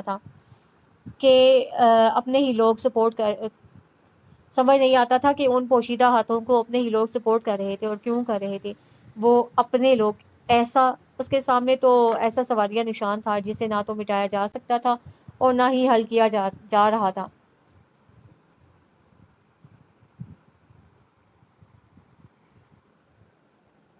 تیسرا سگریٹ سلگاتے ہوئے روحان خود بھی سلگ رہا تھا۔ اپنی سوچوں میں وہ اس قدر گم تھا کہ 3 بار سماما کا اندر آنا اور پھر بلا وجہ باہر چلے جانا بھی اس کی نظروں میں نہیں آ سکا، اور وہ اپنی انگلیاں چٹکھاتے ہوئے سوچ رہی تھی کہ کیسے وہ دادی ماں کی نصیحت پہ عمل کرتے ہوئے خود سے قدم آگے بڑھائے۔ اب اگر وہ غیر جانبداری اور جذبات سے ہٹ کر دیکھتی تو واقعی وہ اوور ری ایکٹ کر چکی تھی، اور ایک عورت کا اتنا تضحیک آمیز رویہ مرد کی برداشت سے باہر ہوتا ہے۔ اب اگر وہ اس سے بے نیازی برت رہا تھا تو یہ یقیناً اس کا حق بنتا تھا۔ رشتوں کی ڈور بظاہر بہت نازک اور خوبصورت دکھائی دیتی ہے، مگر جب اس ڈوری میں الجھاؤ آ جاتا ہے تو انگلیاں زخمی ہو جاتی ہیں، مگر الجھن کو کوئی سلجھا نہیں پاتا، اور اس نے تو کئی بار اسے دھتکارا تھا۔ ٹھیک ہے، اس وقت وہ غلطی پہ تھا، مگر سماما نے بھی تو غلطیوں پہ غلطیاں ہی کی تھیں۔ اس نے بھی تو نہ خود کو سدھارا اور نہ ہی اسے سدھارنے کی کوشش کی تھی۔ محبت جیسے مضبوط تعلق کی موجودگی کے باوجود وہ جیسے ساری دنیا سے ہی بیزار ہو گئی تھی۔ زندگی نے اگر اسے آزمایا تھا تو سماما خان نے بھی قدم قدم پہ اپنے سے جڑے خوبصورت رشتوں کو اذیت ہی سونپی تھی۔ اپنے اوپر ایک معمولی سی آئی تکلیف بھی اس سے برداشت نہیں ہوئی تھی، تو پھر وہ کون ہوتی تھی روحان سے کسی بھی عمل کا اسے حساب کتاب لینے والی یا بدلہ لینے والی؟ سر جھکائے وہ خود احتسابی سے گزر رہی تھی، اور اپنا خود احتساب کرنا سب سے اذیت ناک ہوتا ہے۔ کیسے دانت نکل رہے ہیں خبیث کے! میں نہ ہوتا تو دیکھتا کہ کیسے اپنی ماڈرن ہیر کو حاصل کر سکتا تھا۔ یحییٰ پہ نظر جمائے دانت کچکچاتے ہوئے ثاقب نے اسے دیکھا، جو پچھلے آدھے گھنٹے سے شاید نہیں یقیناً زباریہ سے گفتگو فرما رہا تھا۔ موضوع گفتگو بھی یقیناً شادی کی رسومات ہی تھیں، اسی لیے مسکراہٹ لبوں سے جدا ہی نہیں ہو رہی تھی۔ 2 دن کے بعد مایوں کی رسم تھی، اس لیے سارے گھر والے بے تحاشا مصروف تھے۔ کل تک ثاقب بھی ان تیاریوں کا حصہ تھا، مگر جیسے ہی فاقیہ نے اللہ حافظ کہا تھا، اس میں مایوسیوں اور غموں کے عارضی بادل چھا گئے تھے، اور اس دفعہ بھی وجہ یحییٰ کی ذات بنی تھی، جس سے ثاقب کی پچھلی گرل فرینڈ کو عین فاقیہ سے ملاقات والے وقت پہ وہاں بھیج دیا تھا، اور بات کا تماشا جو لگا اسے ایک عالم نے دیکھا تھا، اور اب وہ غمزدہ اور اداس ٹی وی لاؤنج میں بیٹھا یحییٰ کو کینہ توز نظروں سے گھورے جا رہا تھا۔ خیریت ہے، تیرا رنگ کیوں سنگھاڑے کو مات دے رہا ہے؟ فون بند کر کے یحییٰ نے خوشگواریت سے اس کی سامنے رنگت پہ ہمیشہ کی طرح طنز کیا، جس سے وہ بمشکل پی سکا تھا۔ تو جو آج کل رسگلہ بنا ہوا ہے، ٹوتھ پیسٹ کا اشتہار نہ ہو تو؟ جلا بھنا جواب اندرونی کیفیت کا پتہ دے رہا تھا۔ اسی وقت ہارون اندر داخل ہوا، اس کے پیچھے ردا تیز تیز بولتی آ رہی تھی۔ میں نے بتا دیا ہے کہ مجھے ابھی جانا ہے۔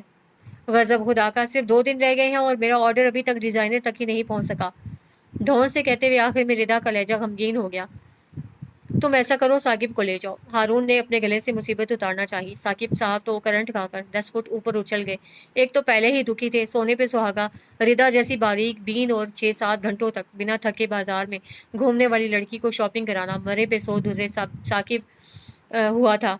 یحییٰ نے اپنی بے ساختہ مسکراہٹ کو ہونٹوں میں دبا لیا۔ وہ اس کی دلی کیفیت کو جانتا تھا، مگر یہ بھی اس کی مجبوری تھی۔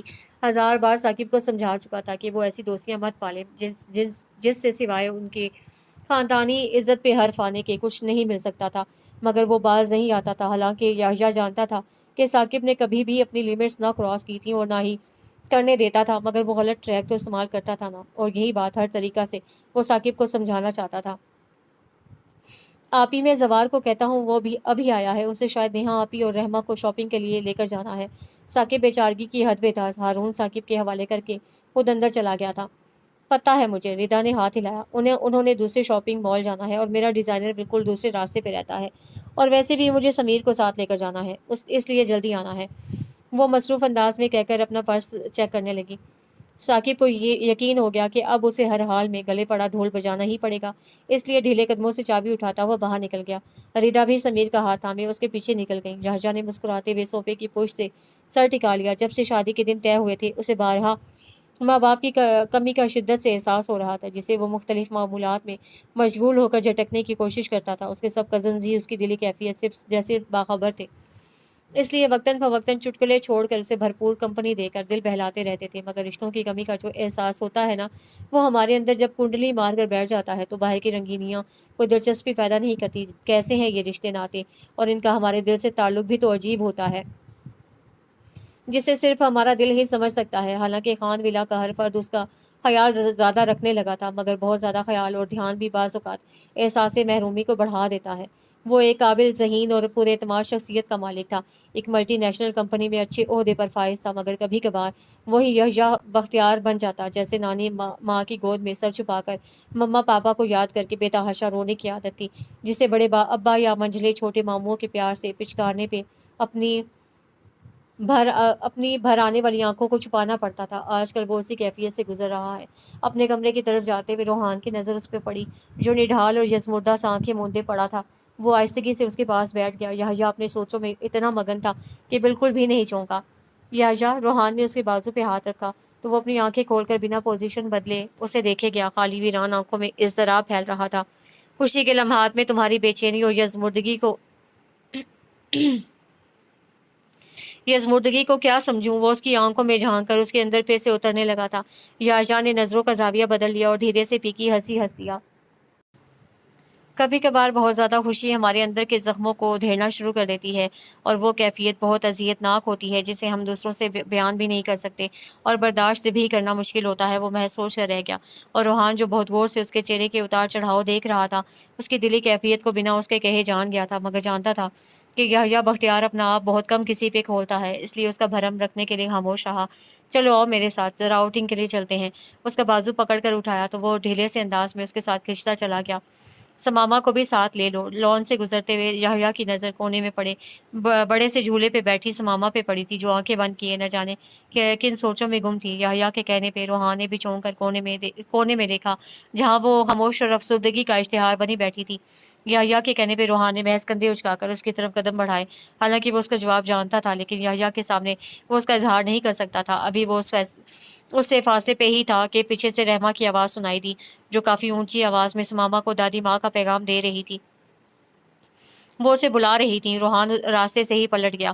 سماما نے اس کا اپنی طرف آنا اور پھر درمیان سے پلٹنا دیکھا تھا اور دل نے بدگمانی کو پھر جگہ دینا شروع کر دی تھی۔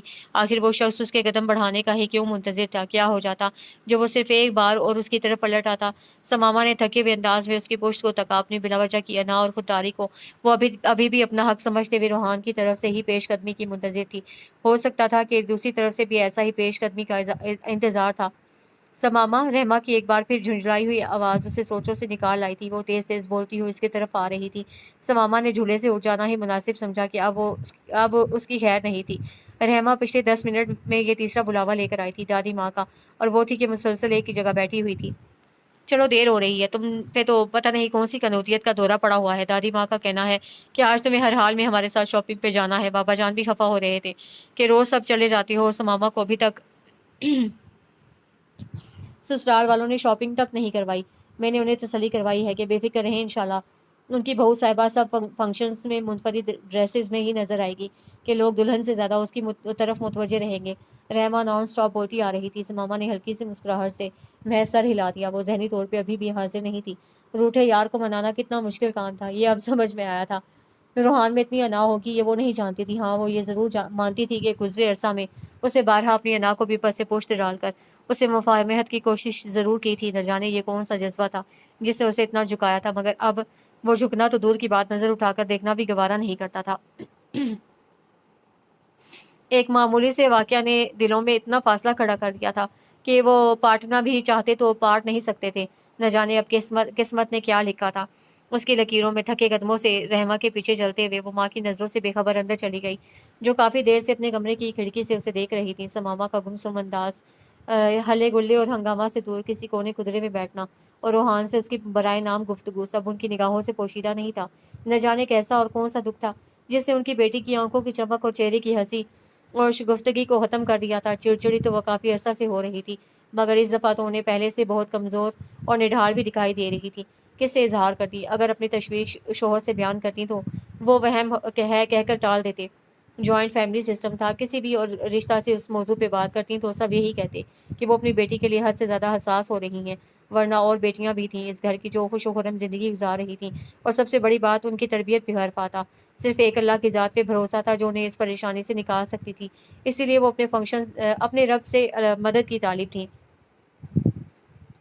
شادی کے تمام فنکشن بھرپور طریقے سے سر انجام دیے گئے۔ سماما نے بھی کافی حد تک خود پہ قابو پا کر شادی میں شرکت کی تھی۔ اپنی ذاتی زندگی کے دکھ وہ کسی سے بھی شیئر نہیں کرنا چاہتی تھی، البتہ روحان کا الجھا اور بکھرا ہوا انداز بہت سی نگاہوں کا مرکز رہا تھا۔ اسی لیے ولیمہ کے دوسرے دن بابا جان نے اسے اپنے کمرے میں طلب کر کے باز پرس کی تھی۔ کیا میں سمجھوں کہ میرا فیصلہ تمہارے اور سماما کے حق میں بہتر نہیں تھا؟ وہ حد درجہ سنجیدہ تھے۔ روحان نے اپنا سر جھکا لیا۔ دیکھو روحان، شادی شدہ زندگی میں اونچ نیچ آتی رہتی ہے، لیکن اس کا مطلب یہ نہیں ہے کہ دلوں میں بے تحاشا بدگمانیاں پال لی جائیں۔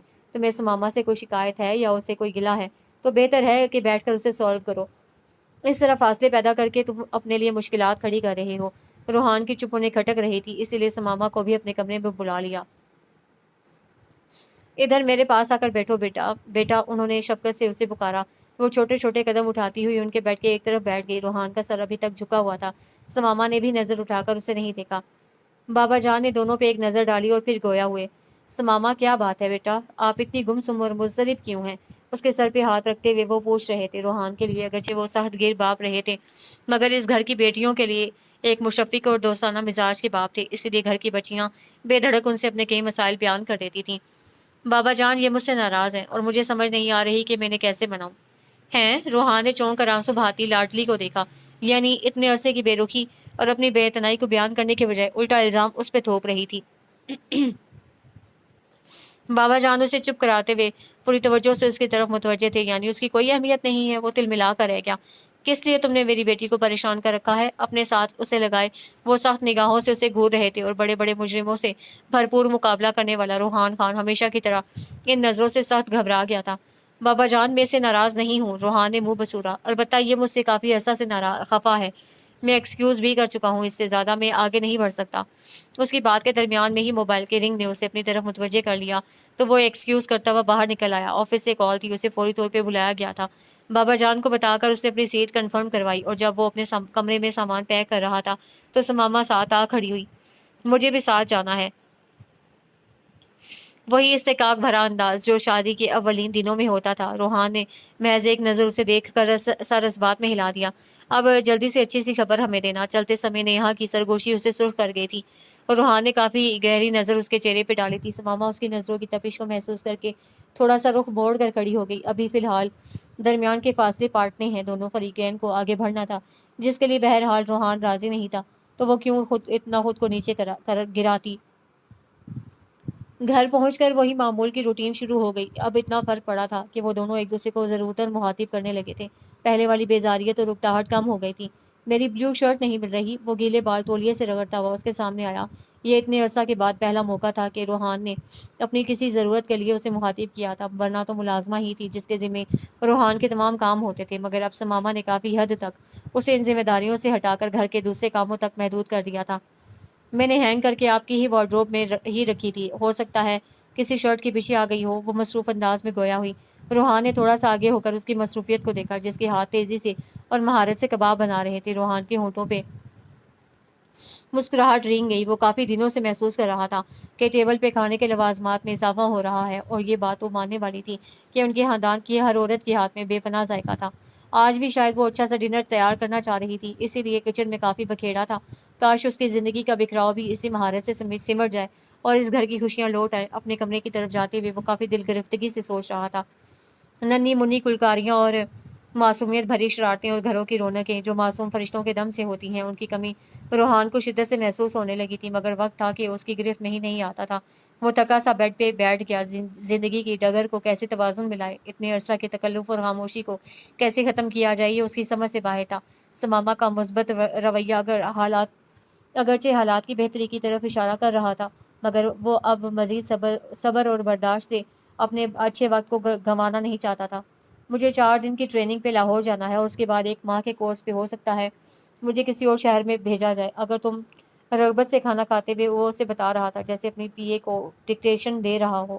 چہرہ ہمیشہ کی طرح سپاٹ اور بے نیاز تھا، بلکہ سماما کو تو یوں محسوس ہو رہا تھا کہ وہ مخاطب ہی کھانے سے ہے۔ نہ نظر اٹھا کر اس کی طرف دیکھا، اور تو اور کھانے کی تک کی تعریف کرنے کی توفیق نہیں ہوئی۔ وہ عادتاً تل ملا کر رہ گئی۔ جی میں آیا کہ کہے جاؤ جہاں مرضی جاؤ، یہاں کون سا میرے گھٹنے سے لگ کر بیٹھے رہتے ہو۔ روحان کی بات موبائل ٹون نے بیچ میں کاٹ دی۔ بکواس بند کرو تم اپنی۔ اس کی دھاڑ نما آواز پہ سماما ایک دم ڈر کر اپنی سوچوں سے نکلی اور اس کی طرف دیکھا، جو چمچ پلیٹ میں پٹک کر سرخ چہرے کے ساتھ موبائل کے دوسری طرف کی آواز سن رہا تھا۔ اور یو شٹ اپ کرو، تم جو کچھ بھی کر سکتے ہو جب تک میرا اللہ میرے ساتھ ہے۔ مجھے اپنی کسی نقصان کی نہ کوئی فکر ہے اور نہ پرواہ۔ ایک اور دھاڑ۔ سماما نے خوفزدہ ہو کر اس کی طرف دوبارہ دیکھا، جس نے موبائل کو ٹیبل پہ تقریباً پھینک کر پلیٹ بھی پیچھے کھسکا دی اور خود لمبے ڈگ بھرتا ہوا کمرے کی طرف بڑھ گیا۔ کیا مجھے اس کے پیچھے جانا چاہیے؟ وہ بھی اسی 605 منٹ بیٹھی ٹیبل پہ بیٹھی پڑی چیزوں کو گھور رہی تھی۔ جب وہ دوبارہ کمرے میں سے برآمد ہوا، خاصی اجلت میں اس کی طرف آیا۔ تم اپنا سامان پیک کر لو، میں تمہیں بابا جان کے پاس بھجوا دیتا ہوں۔ کیوں؟ وہ خاصی حیران ہوئی۔ ابھی 3 دن تو ہوئے تھے انہیں آئے ہوئے۔ میں یہاں نہیں ہوں گا، اور تمہارا تنہا رہنا ٹھیک نہیں۔ کچھ دیر پہلے والے غصیلے تاثرات اور اگرچہ چہرے پہ نمایاں نہیں تھے، مگر اس کی سنجیدگی اور 2 ٹوک انداز سماما کو مزید سوالات سے روک گیا۔ اسی لیے محض سر ہلا کر وہ پیکنگ کے لیے اپنے روم کی طرف بڑھ گئی۔ بیٹا، حالات بہت خراب ہوتے جا رہے ہیں ملک کے۔ روحان بھی ٹریننگ پہ گیا تھا، مگر کراچی کے حالات کی وجہ سے اسے واپس بلا لیا گیا ہے۔ بابا جان بہت کم پریشان ہوتے تھے، اس لیے ان کے تفکر زدہ چہرے نے اسے تشویش میں مبتلا کر دیا تھا۔ اسے آئے ہوئے دوسرا دن تھا، اگرچہ وہ ان لوگوں میں آ کر بہت خوش تھی، مگر دل کی بے کلی بھی کافی بڑھ گئی تھی۔ اب بڑے ابا کی اطلاع نے اسے کسی انہونی کے ہونے کا خدشہ ظاہر کر دیا تھا۔ اسے کم از کم فون تو کرنا چاہیے تھا۔ وہ خفا ہونے لگی تھی، ہمیشہ کی طرح خود سے شکوہ کیا تھا۔ بڑے ابا ابداری ماں کے پاس بیٹھے تھے، جو روحان کے متعلق پوچھ رہی تھیں۔ سماما نے دیکھا تقریباً سب کے چہرے اترے ہوئے تھے۔ امی کی آنکھیں بھی سرخ سی تھیں۔ نیہا، ردا، رحمہ وغیرہ سب کافی پریشان سی لگیں۔ یحییٰ اور زویا بھی آئے ہوئے تھے۔ حسن اور ثاقب نہ جانے کہاں کہاں موبائل گھماتے پھر رہے تھے۔ سماما کے دل کو کچھ ہونے لگا تھا۔ آخر کیا بات تھی؟ اسے کوئی کچھ کیوں نہیں بتاتا تھا؟ وہ جھنجھلائی ہوئی کمرے سے لاؤنج اور پھر کچن کے چکر لگانے لگی تھی۔ منجلی چچی اور پھپھو لاؤنج میں آہستہ آواز میں باتیں کر رہی تھی۔ سماما کو آتے دیکھ کر ایک دم چپ ہو گئیں۔ روحان کو فون کرتی ہوں، آخر میرا دل کیوں اتنا گھبرا رہا ہے؟ خود کو تسلی دے کر سب کے رویوں کو نظر انداز کیا، اور اتنے عرصہ کے بعد خود سے پہلی دفعہ اس کا موبائل نمبر ملایا، مگر آگے سے نو رپلائی کر کے الفاظ منہ چڑھانے لگے تھے۔ ہائے اللہ! ابھی وہ دوبارہ ٹرائی کرنے لگی تھی جب امی کی کانپتی آواز پہ وہ دہل کر लाउंज के दूसरे कोने की तरफ देखने लगी जहाँ पे सब घर वाले जमा थे। अम्मी, अम्मी क्या हुआ? बमुश्किल रस्सी टांगों को संभालते हुए वो धड़कते दिल के साथ उनके पास पहुंची जहाँ वो दिल थामे बैठी थी। पास ही दादी माँ, चची, फूफो वगैरह रो रहे थे। आखिर कोई मुझे क्यों नहीं आखिर मुझे आखिर कोई मुझे कुछ कुछ क्यों नहीं बताता कि क्या हुआ है? क्यों सब ऐसे खामोश हैं? वो तकरीबन चीख पड़ी। हसन ने आगे बढ़कर उसके सर पे हाथ रखा था। देखो, रोहान को कुछ गोलियां लगी हैं। उसे काफ़ी अरसे से धमकियां मिल रही थी। जिस ग्रुप के खिलाफ वो काम कर रहा था उसने उसे 2 दफ़ा नुकसान पहुंचाने की कोशिश की थी। वो एक खुदकुश हमला से धमाका से भी बाल बाल बचा था। 2 दिन पहले सुबह को उसे धमकी मिली थी कि वो उसकी बीवी या तो अगवा कर लेंगे या फिर उसका घर ही धमाके से उड़ा देंगे अगर उसने उनके खिलाफ एक्शन बंद ना किया। इसीलिए उसे तुम्हें भिजवा दिया था। आज उनका फाइनल एक्शन था इस ग्रुप के खिलाफ के।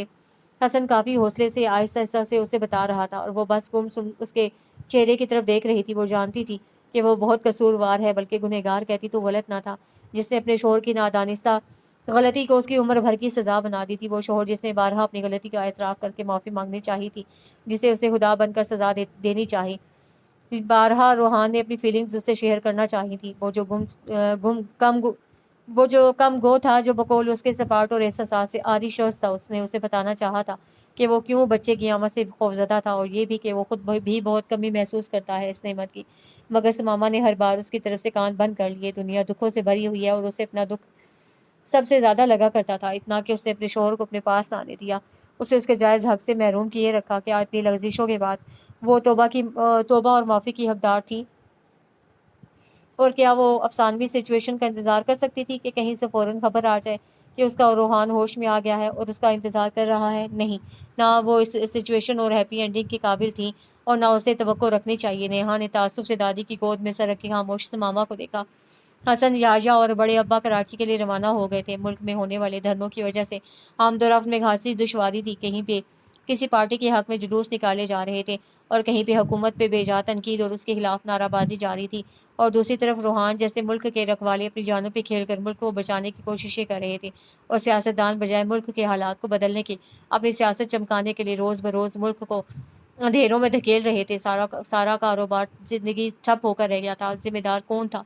पोशीदा नुकसान पहुंचाने वाले हाथ कहाँ थे? ये मुल्क के मुहाफिज और वतन परस्त किसी हद तक जानते थे, लेकिन वही बात कि जहाँ सच्चाई की बात की जाती है वहीं पे बुराई अपने पंजे गाड़ना शुरू कर देती है। मगर शायद ये शैतान के चेले ये नहीं जानते कि एक ज़ात ऊपर भी बैठी है जो कि कभी भी इंसान की रस्सी को बिल्कुल ढीला नहीं छोड़ती। हर रात के बाद सुबह ज़रूर तलू होती है। हर अंधेरे के बाद रोशनी का नज़रिया अज़ल से चला आ रहा है और चलता रहेगा। अवाम को कौन बेवकूफ़ बना रहा है, कौन अवाम को सीधे रास्ते पे चलाएगा, इसका फ़ैसला सिर्फ इस कदम को खुद करना था। और इंशाल्लाह बहुत जल्द रास्ते ज़रूर निकल आएंगे जो शफाफ और सीधे मंजिल की तरफ जाएंगे। कराची में कोई जलसा था, इसीलिए सारी ट्रैफिक ही जगह जगह जैम थी। हसन का बस नहीं चल रहा था कि ड्राइवर से गाड़ी छीनकर उड़ाता हुआ हॉस्पिटल पहुंच जाए। याहिया और बड़े अब्बा भी बेचैनी से सामने देख रहे थे जहां ये पार्टी कारकुनान धमाल डाल रहे थे। बड़े अब्बा ने तासुफ से मुल्क की बागें थामने वाले नौजवान हाथों को और जवानों को देखा। कहाँ जा रही थी हमारी कौम? ए काश कोई इकबाल या फिर जिना जैसा एक बार फिर उनमें पैदा हो जाए। नम आंखों को साफ करते हुए उन्होंने बाहर नजर जमा दी जहां से ड्राइवर मुशाकी से रास्ता बनाकर गाड़ी निकाल रहा था। रोहान आईसीयू के बाहर खड़े बड़े अब्बा के होंठों ने बेआवाज जुम्बिश की थी। जालिमों ने उसके जिस्म का शायद कोई हिस्सा नहीं छोड़ा था। सफ़ेद पट्टियों में जकड़ा उनका शहजादों जैसी आन बान वाला बहादुर बेटा आंखें बंद किए चित पड़ा था। कितना दूर रखा था उन्होंने सारी उम्र इसे, खुद के मोहब्बत भरे लम्स के लिए उनकी तरफ देखता। माँ की मोहब्बत को सिर्फ 2 साल तक पाया था। उसके बाद उन्हें एहसास था कि वो कदम कदम पे उनकी तवज्जो के लिए लपकता था। मगर वही बात कि कहीं लाड प्यार से वो उनसे इतना बेतकल्लुफ़ ना हो जाए कि अपने और उनके दरमियान के रिश्ते की नोयत को ही भूल जाए, या फिर लाड प्यार की वजह से बिगड़ ही ना जाए। ये चीज़ उन्हें रोहान से फितरी पिदराना शफ़क़त और मोहब्बत के इजहार में रुकावट बन गई। बारहा रातों को उठकर वो उसके कमरे में जाते और सोए हुए मासूम रूहान को खुद में भेज कर प्यार करते, आंसुओं से रोते और अपनी खताओं पे बेआवाज़ माफ़ी मांगते, और वो मासूम और छोटा बच्चा नींद में महज किस्में मिसा कर रह जाता। फिर उसके हौसला भेजने पर रूहान का आंसुओं और शिकवा भरी आंखों से उनकी तरफ देखना उन्हें आज भी याद था। मगर उसके बेहतर मुस्तकबिल का सोच कर खुद को हमेशा तसल्ली दी कि जल्द ही फासले सिमट जाएंगे। मगर फासले बजाय घुटने के बढ़ते गए और उनका लायक फाइक पुलिस अफसर बेटा اپنے کندھوں پہ بیج سجاتا چلا گیا، مگر زندگی کے نے جو خلا باپ اور بیٹے کی محبت کے اظہار کے لیے پیدا کر دیا تھا وہ بڑھتا ہی گیا۔ کتنا ذہین، سمجھدار اور فرمانبردار بیٹا تھا ان کا۔ سر ہر بار سجدہ میں جھک جاتا تھا۔ اس نے انہیں کہیں بھی مایوس نہیں کیا تھا، حتیٰ کہ آج جب وہ بستر پہ یوں پڑا تھا تو ابھی ان کی آنکھوں میں فخر کے آنسو تھے اور سر بارگاہ الہی میں عاجزی سے جھکا ہوا تھا۔ محبت نے آہستگی سے اپنا سر اٹھا کر اداسی سے ان کی طرف دیکھا۔ انہیں اپنا اچھا باپ ہونے پہ خوشی تھی، انہیں بیٹے کے کارنامے پہ فخر تھا، مگر محبت جسے اظہار کے بنا کبھی بہار میسر نہیں ہوتی، وہ تو ابھی بھی دیواروں سے لپٹی کرلاتی پھر رہی تھی۔ اے کاش وہ ایک بار اسے محبت کو آزماتے تو صحیح۔ درد کی شدت سے محبت کا چہرہ سیاہ پڑ گیا اور زندگی کا پتہ دیتی مشین رک رک کر چلنے لگی تھی۔ ڈاکٹرز اور اسٹاف میں بھگدڑ مچ گئی تھی۔ حسن اور یارجا بے چین کبھی ایک ڈاکٹر کی طرف دیکھتے اور کبھی دوسرے سے حالت پوچھتے پھر رہے تھے۔ امی، اس کی سسکیاں بلند ہونے لگیں۔ دادی ماں، میں نہیں رہ پاؤں گی اس کے بنا۔ کتنی دیر سے خاموش اور بت کی مانند دادی کی گود میں لیٹی ہوئی سماما کا ایک دم سے رونا ان سب کو رلا گیا۔ ابھی ہارون بھی آ گیا تھا اور آہستہ آہستہ حسن کی بتائی گئی موجودہ کنڈیشن دادی کو بتا رہا تھا کہ وہ یکدم رو پڑی تو کیا وہ چھوڑ گیا؟ کیا وہ اتنا خفا ہو گیا کہ وقت بھی اس کے ہاتھ سے چھین کر لے گیا؟ تو وہ کیسے جیے گی اس کے بغیر، جس کی موجودگی بچپن سے اب تک اس کے دل کو آباد کیے رکھتی تھی، جس کی آہٹ تک کو وہ پہچان لیتی تھی۔ لوگ ماؤں کی آہٹیں پہچانتے ہیں اور وہ روحان کے قدموں پہ کان لگائے رکھتی تھی، جس سے وہ لاکھ خفا تھی مگر کبھی اس سے جدا ہونے کا نہیں سوچا تھا۔ مگر اب وہ جا رہا تھا تو اسے کیسے مناتی، کس سے اسے مانگتی؟ اچانک آنسوؤں کے درمیان اس خیال نے اسے چونکا دیا، ہاں صرف رب ہے جس سے وہ اسے مانگ سکتی ہے، مگر کیسے؟ جائے نماز بچھائے وہ ہاتھ پھیلائے بیٹھی تھی اور آنکھوں سے آنسوؤں کی جھڑی تھی، ہونٹوں پہ جامد خاموشی تھی۔ کتنے عرصہ کے بعد وہ اپنے رب کے سامنے سجدہ ریز ہوئی تھی۔ وہ تو رب کو بھی بھلا بیٹھی تھی اور تھی نہ انسان جو مشکل میں ہی رب کو یاد کرتا ہے، جسے اس کی عنایتیں ذرا سی آزمائش پہ بھول جاتی ہیں، جو صرف لینا جانتا ہے مگر رب کا شکر ادا کرنا بھول جاتا ہے اور مشکل میں رب کو بھی بھول جاتا ہے۔ اس کا دل پھٹنے کے قریب ہو گیا۔ وہ دعا بھول کر رب سے اپنی کوتاہی کی معافی مانگنے لگی۔ وہ تو نماز کی بہت پابندی کرتی تھی، پھر کیسے اتنا عرصہ وہ ایسے ہی گزار گئی؟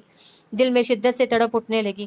اے اللہ، میں گنہگار خطا کار ہوں، پر تیری بندی ہوں، تیرے نبی حضرت محمد صلی اللہ علیہ وسلم کی امت سے ہوں، مجھے معاف کر دے۔ میرے گناہ اگرچہ زیادہ ہیں پر تیری رحمت تو بے شمار ہے، بس تو اپنی رحمت سے مجھے بخش دے۔ اے میرے رب، مجھے دعا مانگنے نہیں آتی مگر تو میرے دل کا حال جانتا ہے، تو مجھے معاف کر دے، مجھے بھلائی کا راستہ دکھا دے۔ آمین آمین آمین۔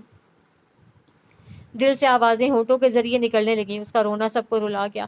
امی نے تعصف اور دکھ سے اپنی عاقبت نااندیش بیٹی کو دیکھا، جو اجڑی سسکتی ہوئی اللہ سے اپنی محبت مانگ رہی تھی، جس کی اتنا عرصہ کی سرد خاموشی نے انہیں راتوں کو پہروں جگائے رکھا تھا، جو اس کے مزمحل وجود کے ساتھ ساتھ روحان کی یزمردگی پہ کڑھا کرتی تھی، مگر وجہ کبھی نہ ڈھونڈ سکی تھی۔ پاپا اپنی جگہ پہ نڈھال سے فون ہاتھ میں پکڑے سوچوں میں گم تھے۔ اتنے لوگوں کی موجودگی کے باوجود مکمل خاموشی تھی۔ تھوڑی تھوڑی دیر کے بعد ماما کی سسکی کی آواز بلند ہوتی اور سب کے آنسوں میں روانی آنے لگتی۔ دادی ماں آنکھیں موندے دیوار سے ٹیک لگائے بیٹھی تھیں۔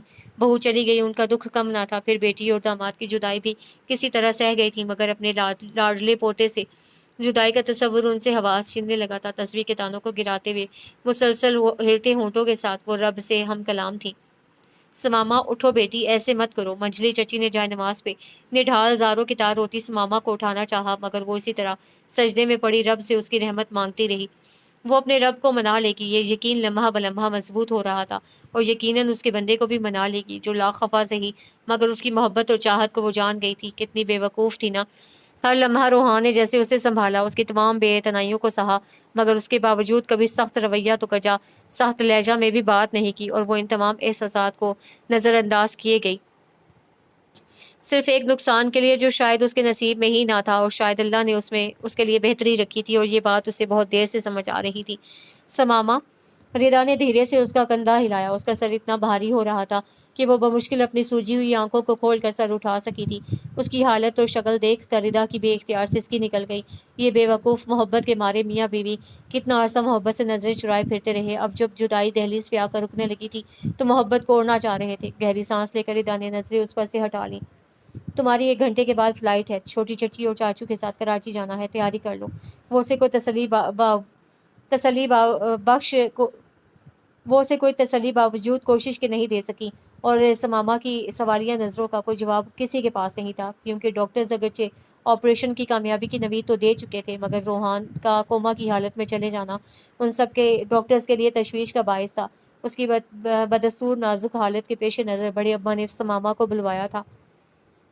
زندگی میں اگر مشکلات نہ ہو تو انسان بہت جلد آرام اور سکون سے اگتا جائے۔ یہ مشکلات اور کٹھنائیاں ہی ہیں جو ہمیں متحرک رکھتی ہیں، اور انہی کی وجہ سے ہم اپنے اللہ سے قریب ہوتے ہیں۔ بہت خوش قسمت ہیں آپ کے شوہر نے نیک مقصد کے لیے اپنے آپ کو قربان کرنے کے لیے پیش کیا ہے، اور اتنے باہمت شوہر کی بیوی کو تو ان سے زیادہ ہمت اور حوصلہ رکھنا ہوتا ہے۔ روحان کا آپریشن جس سرجن نے کیا تھا وہ اپنے روم میں بیٹھے سمامہ کو نرم لہجے میں سمجھا رہے تھے۔ پاس ہی حسن اور بڑے ابا بیٹھے تھے۔ بارش سے ڈاکٹر عبدالمعید کافی دیر قرآنی آیات اور احادیث کا حوالہ دے کر سمامہ کو کافی حد تک پرسکون کر گئے تھے۔ روحان کی حالت میں کوئی تبدیلی نہ آئی تھی۔ دنیا و مافیہ سے بیگانہ پٹیوں میں جکڑا وہ آنکھیں موندے پڑا ہوا تھا۔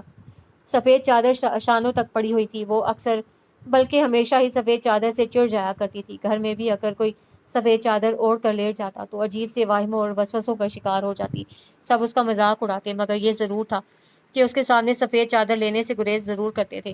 مگر آج جب وہ ایسے پڑا ہوا تھا تو اس کا دل چاہ رہا تھا کہ اس کے پاس جا کر چادر اتار کر پھینک دے اور اسے جھنجھوڑ کر اٹھا دے، اور دیکھے کہ جب وہ آنکھیں کھول کر غصے سے اس کی طرف دیکھے گا تو اس کی آنکھوں کا رنگ کیسا ہوگا۔ نہ جانے وہ سیاہ آنکھیں غصہ کی شدت سے مزید سیاہ ہوں گی یا سرخ، یا پھر اس کے بال بکھیر کر رکھ دے، جس سے وہ اکثر بہت چڑھتا تھا۔ یہ اس کی واحد عادت تھی جس کا اظہار کنجوسی کے باوجود وہ منہ سے کر دیتا تھا، اور اکثر سمامہ اسے چڑھانے کے لیے یہ حرکت کرتی تھی۔ آہستگی سے دروازہ کھول کر وہ اندر آ گئی۔ اے کاش! سمامہ کی آمد پہ وہ ایسے ہی ڈسٹرب ہو کر ادھر ادھر دیکھنے لگے جیسے اکثر وہ کرتا تھا۔ کبھی کبھار موڈ میں ہوتا تو کہتا ضرور تھا، یار تم جب آتی ہو نا میرے ارد گرد تو میرا کسی کام میں دل نہیں لگتا، اس لیے بہتر ہے کہ جب میں مصروف ہوا کروں تو تم اندر مت آیا کرو۔ سمامہ نے مصنوعی خفگی سے اسے دیکھا اور کمرے سے باہر جانے لگی تو ہنستے ہوئے روحان نے اس کا ہاتھ تھام لیا۔ تم میری بات کا مطلب نہیں سمجھو گی۔ وہ مسکراتا لہجہ اس کے ارد گرد پھیلنے لگا۔ وہ مطلب اچھی طرح جانتی تھی، اور محبت کا اتنا معمولی سا ڈھکا چھپا اظہار اسے دنوں سرشار کیے رکھتا تھا۔ بعد میں آنے والے دنوں کی ناراضگی کے باوجود وہ کئی بار محض اسے آزمانے کے لیے اس کی مصروفیت کے دوران کئی چکر کمرے میں اندر باہر لگاتی کہ کسی طرح وہ کچھ تو منہ سے بولے، مگر وہ خاموشی سے اپنا کام چھوڑ کر کمرے سے ہی نکل جاتا۔ روحان، کیا مجھے سوری کرنے کا موقع بھی نہ دو گے؟ میں ہر سزا بھگتنے کو تیار ہوں، مگر پلیز جدائی کی سزا مت دینا۔ اس کے ڈرپ لگے ہاتھ پہ اپنی انگلیاں پھیرتے ہوئے وہ ہولے ہولے جیسے منت کر رہی تھی۔ روحان کا سرخ و سفید چہرہ پیلا ہو گیا تھا، اس کے سیاہ بال ماتھے پہ بکھرے ہوئے تھے۔ سمامہ، اگر ہم زندگی کو ایک جگہ ٹھہرا لیں تو نقصان صرف ہمارا ہوگا۔ ماضی ایک گزرا وقت ہے جو باوجود ہماری کوشش کے نہ تو واپس آ سکتا ہے اور نہ ہی ہم اپنی مرضی سے اس میں تبدیلی کر سکتے ہیں۔ تو پھر کیا فائدہ راکھ میں دبی چنگاریاں تلاش کرنے کا؟ کیا یہ اچھا نہیں ہوگا کہ تم آنے والے اور موجودہ لمحوں کو قید کرنے کا سوچو، ان لمحات کو خوبصورت بناؤ؟ تم محبت کو محبت سے اپناؤ۔ وہ بھی تم سے معمولی سا خفا ہے، اگر سیریس ہو گیا تو کیسے بلاؤ گی اسے واپس؟ نیہا کی سنجیدہ نصیحت سمامہ خان کے دل کو ماتم زدہ کرنے لگی تھی۔ آنکھیں تھیں کہ برسنا بند نہیں ہو رہی تھیں، جسم کا روح سے اتنا تعلق رہ گیا تھا کہ صرف سانس کی آمد و رفت زندگی کا پتہ دے رہی تھی، ورنہ احساسات اور جذبات بستر پہ دراز شخص کی سانسوں کی رفتار کم رفتار کے ساتھ ہی سرد ہونے لگے تھے۔ باہر روحان کے سینئر آفیسرز اور اس کے ساتھی سب آ گئے تھے۔ اتنے حوصلہ مند آئی جی جمال خان بھی بے حد دل گرفتہ تھے۔ ان کا جوشیلا باہمت اور محب وطن آفیسر زندگی اور موت کی کشمکش میں مبتلا تھا۔ ان کا جی چاہ رہا تھا کہ سب مصلحتوں کو بالائے طاق رکھ کر حکمرانوں کے پاس پہنچ کر انہیں جھنجھوڑنے کے۔ کیا یہی ہے تمہاری حکمرانی کہ آج ملک کا ہر سپاہی اپنی جان ہتھیلی پہ لیے ملک کو بچانے کی کوششوں میں سر دھڑ کی بازی لگائے ہوئے ہے، اور تم لوگ مصلحت کی سیاست کی آڑ میں غیروں کو اپنے ہی ملک میں جڑیں کاٹنے کے لیے جگہ دیتے پھر رہے ہو؟ کیا اور کون سی سیاست ہے جس میں نعرے بازوں، دھرنے اور جلوسوں کے سوا کچھ نہیں ہے؟ صرف ذاتی مفاد ہر جگہ مقدم ہے۔ کون دے گا اس خون کا حساب؟ وہ خون جو بہت قیمتی ہے، جو ایک مقدس مقصد کے لیے بہتا ہے، مگر افسوس اس کی قدر نہیں کی جاتی۔ انہوں نے خالی نظروں سے اپنے سامنے کھڑے اے ایس پی قادر رحمان کو دیکھا جو کچھ کہہ رہے تھے، مگر ان کے ہلتے ہونٹوں کے سوا تک قادر رحمان کی آواز نہیں پہنچ رہی تھی۔ البتہ ان کے چہرے کی پھیلتی مسکراہٹ نے کچھ اچھا ہونے کی نوید ضرور دی تھی۔ روحان وہ جیسے پاگل ہونے لگی تھی خوشی سے. ہاں اس کی پلکوں نے جنبش کی تھی اور سماما کے ہاتھ میں دبے اس کے ہاتھ میں بھی کسمساہٹ ہوئی تھی. وہ پہلے تو اپنا وہم سمجھتی رہی تھی مگر جب روحان کے دوسرے ہاتھ میں بھی حرکت ہوئی تو وہ بے اختیار اس سے لپٹ کر رونے لگی تھی. پاس ہی ڈرپ چیک کرتی نرس بھی چونک کر کچھ حیرت اور مسرت سے اسے دیکھنے لگی تھی جو ماحول اور اپنی حالت سے بے نیاز اپنی محبت کو صرف دیکھ رہی تھی, رو رہی تھی اور اسے چھو کر محسوس کر رہی تھی. صرف اتنا یاد تھا کہ اس کے اللہ نے اسے مایوس نہیں کیا اور وہ کبھی اپنے در سے کسی کو نا امید نہیں کرتا. بس ایک یقین اور ایمان کی پختگی سے اسے پکارا جائے. سب ڈاکٹرز اندر آ گئے تھے اور روحان کے ارد گرد جھمگٹا بن گیا تھا. ان کے چہروں پہ اطمینان اور سکون نے سماما کو اندر تک سرشار کر دیا تھا. باہر نکل کر وہ بے اختیار امی کے گلے لگ کر رونے لگی تھی. حسن, بڑے ابا, یاجا وغیرہ سب سجدے میں وہیں پڑ گئے تھے. پورا ہاسپٹل پولیس کے جوانوں کے نعرہ اللہ اکبر سے گونج اٹھا تھا. یوں لگ رہا تھا کہ ہر شے جیسے زندہ ہو کر مسکرانے لگی تھی. ہر فرد, ہر مریض خوش نظر آ رہا تھا. اللہ کی رحمت نے کرم کیا تھا. بڑے ابا گھر اطلاع دے رہے تھے.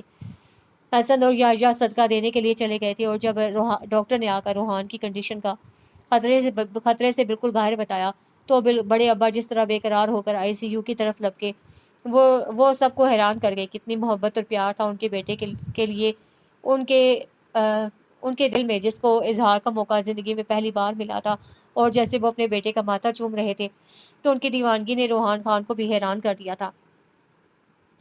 مسرت کے احساس میں گھر کر وہ بابا کے ہاتھ پہ اپنا ہاتھ رکھ کر انہیں بھی محبت کا جواب محبت سے دینے لگا تھا. کچھ گھنٹوں کے بعد اسے روم میں شفٹ کر دیا گیا تھا اور لمحوں میں اس کا کمرہ پھولوں سے بھر گیا تھا. اس کے کولیگز, آفیسرز, فیملی کے سب لوگوں نے کمرے میں اس کی موجودگی کو دل سے خوش آمدید کہا تھا. Get well soon Rohan, we all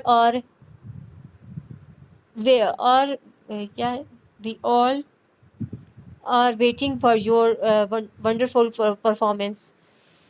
I G Jamal نے اس کا کندھا تھپتھپا کر کہا تو روحان کی آنکھوں میں ہمت اور حوصلہ کی روشنی اور جگمگاہٹ بھر دی. انگلش کو انگلش میں لکھا کریں, فضول یار.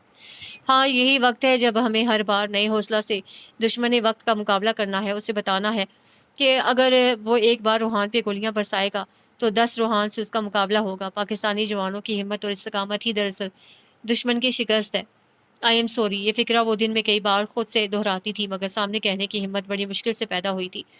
وہ جو دواؤں کے زیر اثر 2 دن سے غنودگی اور نیم غنودگی کی حالت میں تھا, آج اس کی طبیعت کافی بہتر تھی. اسی لیے ڈاکٹر سے کہہ کر اس نے اپنی نیند والی میڈیسن نہیں لی تھی. جب سماما ہولے سے اندر آئی وہ اسے سوتا سمجھ کر اپنے اندر کا غبار نکالنے لگی.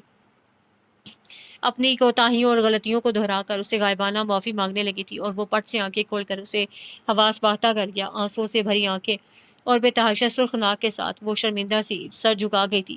اب کیا ہوگا, یہ سوالیہ نشان اس کے دماغ کے ساتھ چہرے پہ بھی ثبت ہو گیا تھا. شاید اسی لیے روحان نے اس کا بیڈ پہ رکھا ہوا ہاتھ نرمی سے اپنے ہاتھ میں لے لیا. سماما نے مزید کچھ کہنا چاہا مگر روحان نے ہونٹوں پہ انگلی رکھ کر اسے چپ کرا دیا. ہم نے بہت سا اچھا وقت اپنی اپنی انا کی جنگ میں گنوا دیا. ماضی کی غلطیوں کو دہرانا نہیں ہے مگر ان سے سبق ضرور سیکھنا ہے. وہ ٹھہر ٹھہر کر بول رہا تھا. مجھے محبت کا اظہار کرنا نہیں آتا مگر مجھے یہ ضرور بتانا ہے کہ میں تمہارے بنا بہت تنہا محسوس کرتا ہوں. خود کو تمہاری موجودگی مجھے سکون دیتی ہے اور جب تم خفگی بھری آنکھوں سے چوری چوری مجھے دیکھتی ہو تو مجھے بہت پیاری لگتی ہو. سماما کی کانوں کی لویں جلنے لگی تھی.